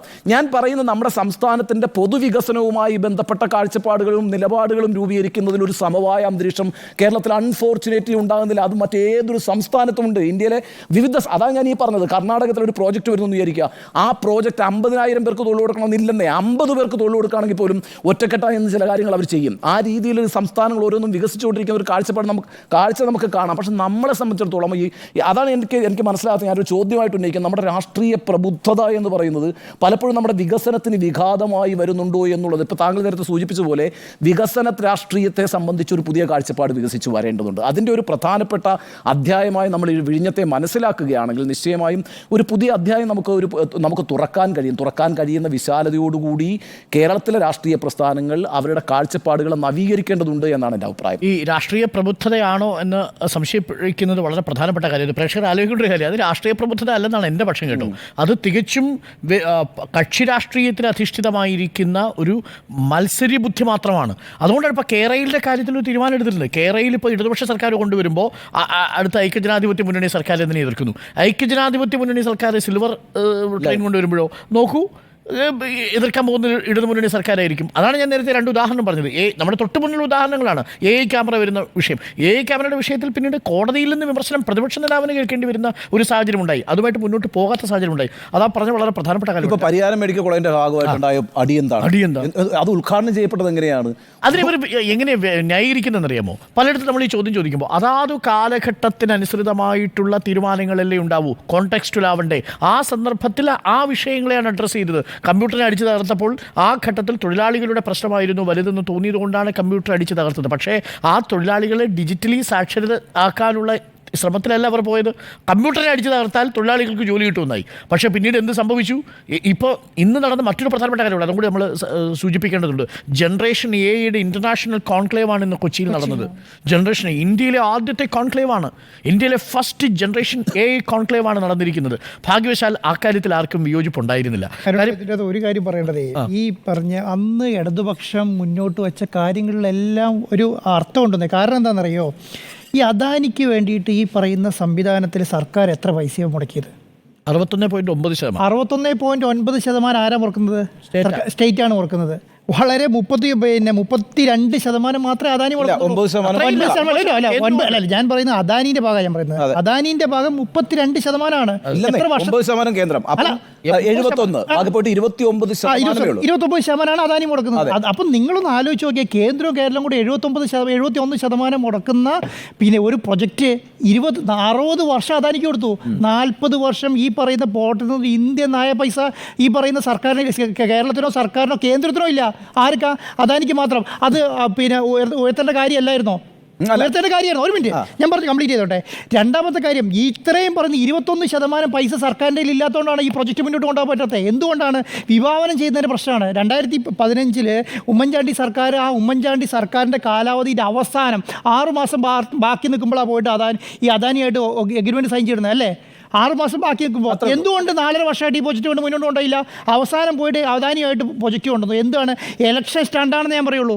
ഇലക്ഷൻ സ്റ്റണ്ട് അവസാനം കൊണ്ട്. എന്നിട്ട് ആ പ്രൊജക്റ്റിൽ ഒരു ഉദ്ഘാടനം നടത്തിയാലത് ആ വർഷം ഒന്നും നടന്നിട്ടില്ല. അത് കഴിഞ്ഞിട്ട് എന്താ ചെയ്തത്? പിണറായി വിജയൻ സർക്കാർ വന്ന സമയത്ത് ആ പ്രൊജക്റ്റിൻ്റെ അകത്ത് ഒന്നും ചെയ്യാൻ പറ്റിയിട്ടില്ല. കാരണം എന്താ? ഗംഭീരമായിട്ടുള്ള ഒരു എഗ്രിമെൻറ്റ് അദാനിയായിട്ട് വെച്ചു.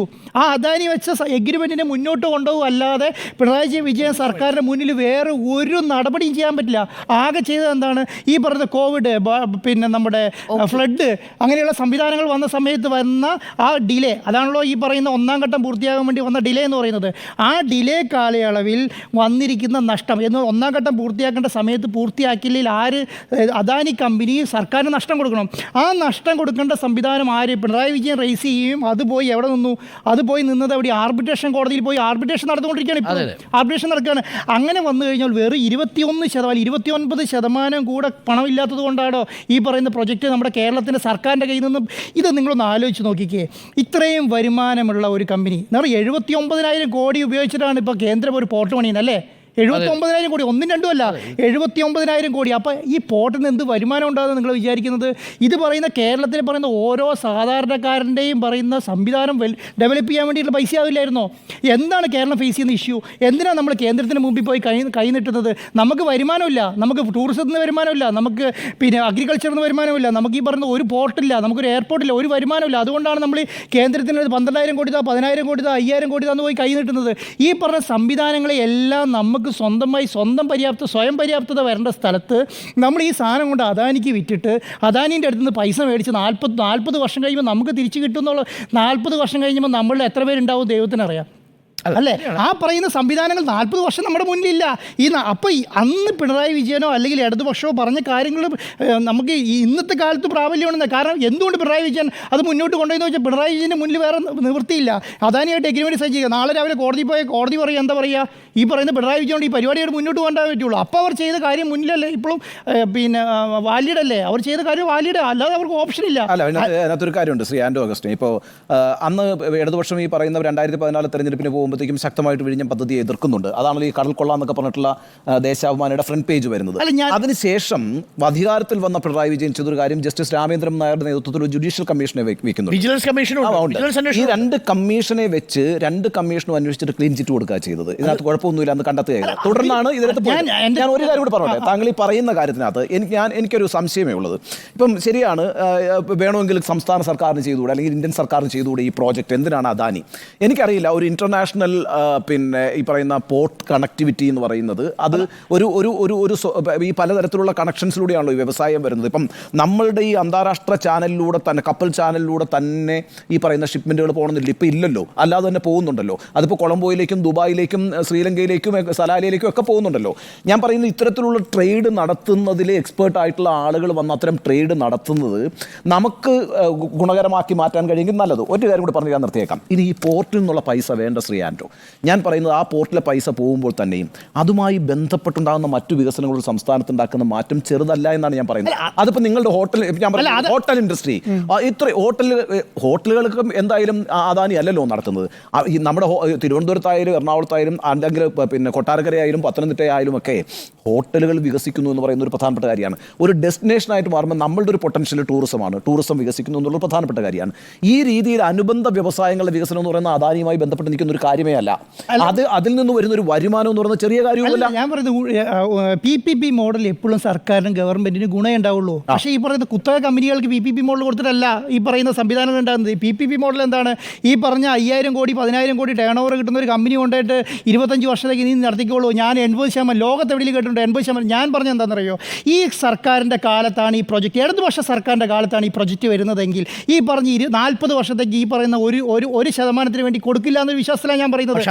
PPP മോഡൽ നടന്നോളും. പക്ഷേ എന്ത് സംഭവിക്കും? ഈ പറഞ്ഞ എമൗണ്ടിൽ ഒരു ബാർഗനിങ് നടന്നിട്ടുണ്ടാവും. ഇത് നമ്മൾ എന്ത് ചെയ്തു? അവസാന സമയത്ത് പോയി അദാനിയുടെ കാല് പിടിച്ച് അദാനിനെ കൊണ്ടുവന്ന് ഈ പ്രൊജക്റ്റ് നടത്തിയതിനോ ഈ പ്രൊജക്റ്റ് നടത്താൻ പോകുന്നതിൻ്റെ ഈ പറഞ്ഞ സാമൂഹികമായിട്ടുള്ള ഗുണം കേരളത്തിന് കിട്ടില്ല എന്നുള്ള അർത്ഥത്തിലല്ല ഞാൻ പറയുന്നത്.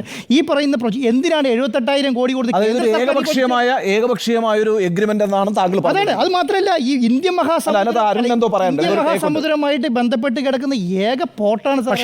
ചെറിയ കാര്യം, അതിത്ര ചെറിയ കാര്യം. അത് നമ്മൾ കൊടുത്തു കഴിഞ്ഞു. ഇനി നമുക്കതിന് വേണ്ടി പറഞ്ഞിട്ട് കാര്യമില്ല. പക്ഷേ ഒരു കാര്യം എന്താണ്, ഇനിയെങ്കിലും സർക്കാർ ചെയ്യേണ്ട കാര്യങ്ങൾ ഇനി എന്തുകൊണ്ട് ഇവർക്ക് PPP ചെയ്യുന്നില്ല? ഞാൻ ചോദിച്ചു വരുന്നത് എന്താ അറിയോ, ഈ പറഞ്ഞ അദാനിക്ക് പിന്നെ പോർട്ട് കൊടുത്തു, അതിനുശേഷം അനുബന്ധ സംവിധാനങ്ങൾ മുഴുവൻ PPP ചെയ്തുകൂടെ? എത്രയോ ചെറിയ ചെറിയ കമ്പനികളുണ്ടാവും. നിങ്ങൾ ഹോട്ടൽസിൽ നടത്തിക്കൂടെ? നിങ്ങൾക്ക് പറയുന്ന സെസ് നടത്തിക്കൂടെ? അവിടെ സ്ഥലമുള്ള എത്രയോ കമ്പനികളുണ്ട്. ഈ പറയുന്ന കേരളവുമായി ബന്ധപ്പെട്ടിട്ട് എത്രയോ കമ്പനികളുടെ ഭാഗത്തുണ്ട്. എന്തുകൊണ്ട് ഇനി PPP നടത്തുന്നില്ല? ശ്രീ ആൻറ്റോ അഗസ്റ്റിൻ, നമ്മൾ നടത്തി പരാജയപ്പെട്ടു പോയ ഒരു സംരംഭമാണ് KSRTC. ഞാൻ ഉദാഹരണം പറയാം. സാറേ, എന്ത് പറഞ്ഞാലും നിങ്ങൾ അവസാനം കൊണ്ട് കെട്ടുന്ന സ്ഥലം എന്ന് പറയുന്നത് KSRTC ആണ്. എന്തുകൊണ്ടെന്നാൽ പക്ഷെ നമ്മൾ വിജയകരമായി കൊണ്ടുപോയ ഒരു സ്ഥാപനമാണ് സിയാൽ. ഈ സിയാൽ നമ്മൾ എങ്ങനെയാണ് കൊണ്ടുവന്നത്? കരുണാകരന്റെ കാലത്ത് അത് സിയാൽ ഒരു മിനിറ്റ് അങ്ങനെ ഇങ്കൽ എന്ന് പറയുന്ന സംഭവം, ഇങ്കൽ എന്ന് പറയുന്ന സംവിധാനമുണ്ട് സർക്കാരും പിന്നെ അങ്ങനെയല്ല സാറേ. അതുള്ളത് നിങ്ങൾ പറയുന്നത് PPP സിയാൽ എപ്പോഴും സിയാൽ കംപ്ലീറ്റ് ചെയ്യട്ടെ. അത് എയർപോർട്ടാണ് സാറേ. ഒരു കൊച്ചി പോലെ സ്റ്റേറ്റിൽ നിങ്ങൾ PPP അല്ല സർക്കാർ നടത്തിയ എയർപോർട്ട് വിജയിക്കും. എന്തുകൊണ്ട്? അതുപോലെ കൊച്ചി പോലത്തെ ഒരു ബിസിനസ് കേന്ദ്രത്തിന്റെ അകത്ത് അല്ലെങ്കിൽ ഒരു പിന്നെ ബിസിനസ് കമ്മ്യൂണിറ്റി നിൽക്കുന്ന കൊച്ചിയിൽ നിങ്ങൾ എയർപോർട്ട് സിയാൽ നടത്തി ലാഭം ഉണ്ടാക്കി എന്ന് പറയല്ല വേണ്ടത്. അങ്ങനെയാണ് ഇംഗിൽ വിജയിക്കണമായിരുന്നു. എന്തുകൊണ്ട് ഇംഗിൽ ഞാൻ നോക്കൂ പറഞ്ഞെന്താന്ന് വെച്ച് കഴിഞ്ഞാൽ BOT സംവിധാനത്തിലൂടെ പ്രവർത്തിക്കുന്ന ഒരു സ്ഥാപനത്തിന് മാത്രമേ ഇത്രയും വലിയ ഒരു ബിസിനസ് മാഗ്നിറ്റ്യൂഡുള്ള ഒരു പ്രോജക്റ്റ് കൊണ്ടുപോകാൻ പറ്റൂ. ഉദാഹരണത്തിന് ഞാൻ പറയാം, ഇപ്പോൾ ഇതിൻ്റെ MD നമ്മളുടെ ദിവ്യേസ് അയ്യരാണല്ലോ. ദിവ്യേസ് ഒരു മിടുക്കിയായ ഒരു സിവിൽ സർവൻറ്റ് ഓഫീസറാണ്. പക്ഷേ ദിവ്യേസ് അയ്യർ തന്നെ ഇന്നിപ്പോൾ എന്നോട് പറഞ്ഞൊരു കാര്യമുണ്ട്, ഇതൊക്കെ നമ്മൾ ആദ്യമായിട്ടാണ് കാണുന്നത്. അബ്സല്യൂട്ട്ലി. സ്റ്റേറ്റിൻ്റെ ഒരു ബ്യൂറോക്രാറ്റിക് സംവിധാനത്തിൻ്റെ ഒരു പരിമിതി എന്താണെന്ന് അറിയാം. ഒരു നിമിഷം നമ്മുടെ സ്റ്റേറ്റിൽ UPSC സംവിധാനത്തിലൂടെ വരുന്ന സിവിൽ സർവന്റുകൾ നമ്മളെ പോലുള്ള സാധാരണക്കാരായ മനുഷ്യർ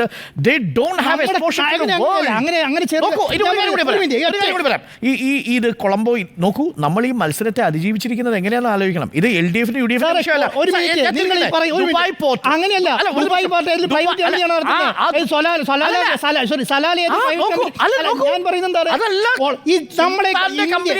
ഇന്ത്യനേക്കാളും വളരെ ചെറിയ രാജ്യമായിട്ടുള്ള ശ്രീലങ്കയിൽ കൊളംബോ നടത്തുന്നത് കൊളംബോ ഗവൺമെന്റാ. ഈ പറയുന്ന ചൈന 6,000 കോടി വരുമാനം 50% അത് എപ്പോഴാണ് അവർ കടമേടിച്ചതാണ് ചൈനയോട്. അവിടെ നിൽക്കട്ടെ, അതല്ല ഞാൻ പറഞ്ഞു വരുന്നത്. ഈ പറയുന്ന പോർട്ട് നിങ്ങൾ കേരളത്തിൻ്റെയോ അല്ലെങ്കിൽ കേന്ദ്രത്തിൻ്റെയോ ഭാഗമായി ചെയ്യുകയാണെങ്കിൽ എന്താ സംഭവിക്കാന്ന് അറിയോ? ഈ പറയുന്ന കേരളമല്ല അതിൻ്റെ അതോറിറ്റി, കേന്ദ്രമാണ്. നിങ്ങൾ ഈ പറഞ്ഞ 78,000 കോടി കൊടുത്ത് പണങ്ങുന്ന അല്ല, ഞാൻ പറയുന്ന 78,000 കോടി കൊടുത്ത് പണിയുന്ന ഗവൺമെന്റിന്റെ ഗവൺമെന്റ് അവിടെയാണ് ഏറ്റവും കൂടുതൽ ഷിപ്പ്. നമ്മൾ ഉദ്ദേശിച്ചത് കേരള ഒന്നും ചെയ്യാനില്ല. ജവഹർലാൽ നെഹ്റുവിന്റെ port authority Jawaharlal Nehru port അതോറിറ്റിയാണ് നമ്മൾ ഈ പറഞ്ഞ വധ ആണെങ്കിലും ശരി, മുംബൈ പോർട്ട് ആണെങ്കിലും ശരി മാൻ ചെയ്യുന്നത്. അവർക്ക് അതിനുള്ള ശേഷിയുണ്ട്. അവർക്ക് എന്തുകൊണ്ട് ഈ തുറമുഖം ഏറ്റെടുത്തൂടെ? ഇപ്പോഴും ഞാൻ വിശ്വസിക്കാത്തൊരു കാര്യം പറയട്ടെ. നിങ്ങൾ ഈ തിരുവനന്തപുരം എയർപോർട്ട് അദാനി നടത്തിയാലേ നന്നാവുള്ളൂ എന്ന് പറഞ്ഞ് ഏത് ലോജിക്കിന്റെ പുറത്ത് ബാക്കിയുള്ള ഇന്ത്യയിലുള്ള എയർപോർട്ടുകളെല്ലാം നല്ല രീതിയിൽ നടക്കുന്ന സമയത്ത് അദാനി കൊടുത്തു. സംസ്ഥാന സർക്കാരല്ല, കേന്ദ്രം തീരുമാനിച്ച സംസ്ഥാനത്ത് എന്ത് ചെയ്യാൻ പറ്റും? സിയാൽ മോഡലിൽ തന്നെ ചെയ്യാമായിരുന്നതാണ്. പിന്നെന്താ? ഞാൻ പറയും ഇത്ര 10,000 കോടി രൂപ മാത്രം മുതൽ മുടക്കുണ്ടാകുന്ന ഒരു പിന്നെ പറയുന്ന പോർട്ട് അത് ഇന്ത്യ ഗവൺമെൻറ്റിന് ചെയ്യാൻ പറ്റാതെ ഒരു പ്രൈവറ്റ് കമ്പനിക്ക് അത് ഞാൻ പറയുന്നത് എന്താ അറിയോ? അതിൻ്റെ പ്രാധാന്യം വെച്ചിട്ടാണ്. എന്തുകൊണ്ടാണ് പ്രാധാന്യം വെക്കുന്നത്? ഇന്ത്യയിലെ ഇത്രയും അധികം ആഴം ഉള്ള പിന്നെ എയർപോർട്ട് എന്നുള്ള നിലയ്ക്കാണ്, ഏത് മദർഷിപ്പ് വരുന്ന ഏക ടെർമിനൽ എന്നുള്ള നിലയ്ക്ക് അത് ഇന്ത്യ കൈകാര്യം ചെയ്ത ഒരു പ്രൈവറ്റ് കമ്പനിക്ക് കൊടുത്തു എന്നുള്ളൊരു അർത്ഥത്തിൽ മാത്രമേ ഞാൻ പറഞ്ഞുള്ളൂ. അല്ലാതെ എന്താ അത്രയും വരുമാനം വരുന്നതുകൊണ്ടാ? വേറെ ഒരു 3-4 പിന്നെ ഇതുപോലെ മദർഷിപ്പ് വരുന്ന ടെർമിനൽ ഇന്ത്യക്ക് ഉണ്ടായിരുന്നെങ്കിൽ ഇത് വേണ്ടിയിരുന്നില്ല. പക്ഷേ ഇത് ഒരെണ്ണം മാത്രമേ ഉള്ളൂ. അല്ല, രണ്ട് കാര്യങ്ങളുണ്ട്. ഒന്ന്, ഇതൊരു ഹ്യൂജ് ഡെവലപ്മെന്റ് ആണ്. അത് നമുക്ക് എന്തായാലും ബെനിഫിറ്റ് ചെയ്യാൻ പോകും കേരളത്തിനെ സംബന്ധിച്ച്. രണ്ട്, ഇത് ഇത്രയും വൈകുമ്പോൾ നമ്മുടെ ഒരു പൊതുവികസന കാഴ്ചപ്പാടിനെ സംബന്ധിച്ച് രാഷ്ട്രീയ പാർട്ടികൾ, എല്ലാ രാഷ്ട്രീയ പാർട്ടികളും ഒരു മാറ്റം ഉണ്ടാക്കേണ്ട ഒരു കണ്ണിലൂടെ കാണരുത്. അത് മറ്റ് സംസ്ഥാനങ്ങൾ മാതൃകയാണെന്നേ. ഒരു ഉദാഹരണത്തിന് നാളത്തെ 6 മന്ത്രിമാർ പങ്കെടുക്കുന്ന ചടങ്ങ്, ഒരു കേന്ദ്രമന്ത്രി പങ്കെടുക്കുന്ന ചടങ്ങ്, ആ ചടങ്ങിലേക്ക് പ്രതിപക്ഷ നേതാവിനെ കൂടെ വെച്ച്, ശരിയാണ് പ്രതിപക്ഷ നേതാവ് നാളെ വിമർശിക്കുമായിരിക്കും, ചിലപ്പോൾ ഇത് കഴിഞ്ഞിട്ട് പറയും ഈ ചടങ്ങുകളെല്ലാം. മാത്രമല്ല ഇതിന് മുമ്പേ ഇപ്പോൾ വിഴിഞ്ഞത്തൊരു പോസ്റ്റ് ഓഫീസ് വന്നാലും നമ്മൾ ഉദ്ഘാടനം ചെയ്യുന്നുണ്ട്, വിഴിഞ്ഞത്തൊരു JCB വന്നാൽ ഉദ്ഘാടനം ചെയ്യുന്നുണ്ട്, കല്ലിടാൻ പോകുമ്പോൾ ഉദ്ഘാടനം ചെയ്യും, കല്ല് എടുത്തു മാറ്റാൻ പോകുമ്പോൾ ഉദ്ഘാടനം ചെയ്യും, ക്രെയിൻ കൊണ്ടുവരുന്ന ഷിപ്പ് വന്നാൽ ഉദ്ഘാടനം ചെയ്യും. ഇതിനൊക്കെ ഉദ്ഘാടനം ചെയ്തോട്ടെ, ആയിക്കോട്ടെ, ഇതൊക്കെ നല്ല കാര്യമാണ്. പക്ഷേ ആ ഘട്ടത്തിൽ പ്രതിപക്ഷത്തിന്റെ കൂടെ സാന്നിധ്യം അവിടെ ഉണ്ടാകുന്നത് ഗുണകരമായിരിക്കും എന്നതാണ്. ഇതൊരു തുടർച്ചയായിരുന്നു, ഇതൊരു വലിയ വികസന പദ്ധതി. അതുപോലെ കേരളത്തിൽ നിന്നുള്ള 2 കേന്ദ്രമന്ത്രിമാരുണ്ടോ എന്ന് എനിക്ക് സംശയമുണ്ട് കേട്ടോ. ഇല്ലില്ല, 2 കേന്ദ്രമന്ത്രി സർബാനന്ദ സോനോവാൾ മാത്രമേ ഉള്ളൂ. അത്രേ ഉള്ളൂ. അതുകൊണ്ട് രണ്ട് കേന്ദ്രമന്ത്രി എന്തോ ആയിക്കോട്ടെ, രാഷ്ട്രീയമൊക്കെ വേറെ കാര്യമാണ്. പക്ഷേ കേരളത്തിന്റെ 2 കേന്ദ്രമന്ത്രിമാരുണ്ട്, അവരില്ല എന്നുള്ളതും പ്രതിപക്ഷ നേതാവില്ല എന്നും ഇതൊക്കെ മുൻകൂട്ടി കറിഞ്ഞുകൊണ്ടായിരിക്കും ഉണ്ണി ബാലകൃഷ്ണൻ തിരുവനന്തപുരത്ത് സ്ഥലം വാങ്ങിച്ചത് അല്ലേ? അതെ. അപ്പോൾ നമ്മളുടെ ചർച്ച ഇന്നിവിടെ നമുക്ക് പൂർണ്ണമാക്കാം. സ്വപ്നം തീരമണിഞ്ഞോ എന്നതായിരുന്നു ചോദ്യം. യെസ് എന്ന് തന്നെയാണ് 5 പേരുടെയും അഭിപ്രായം.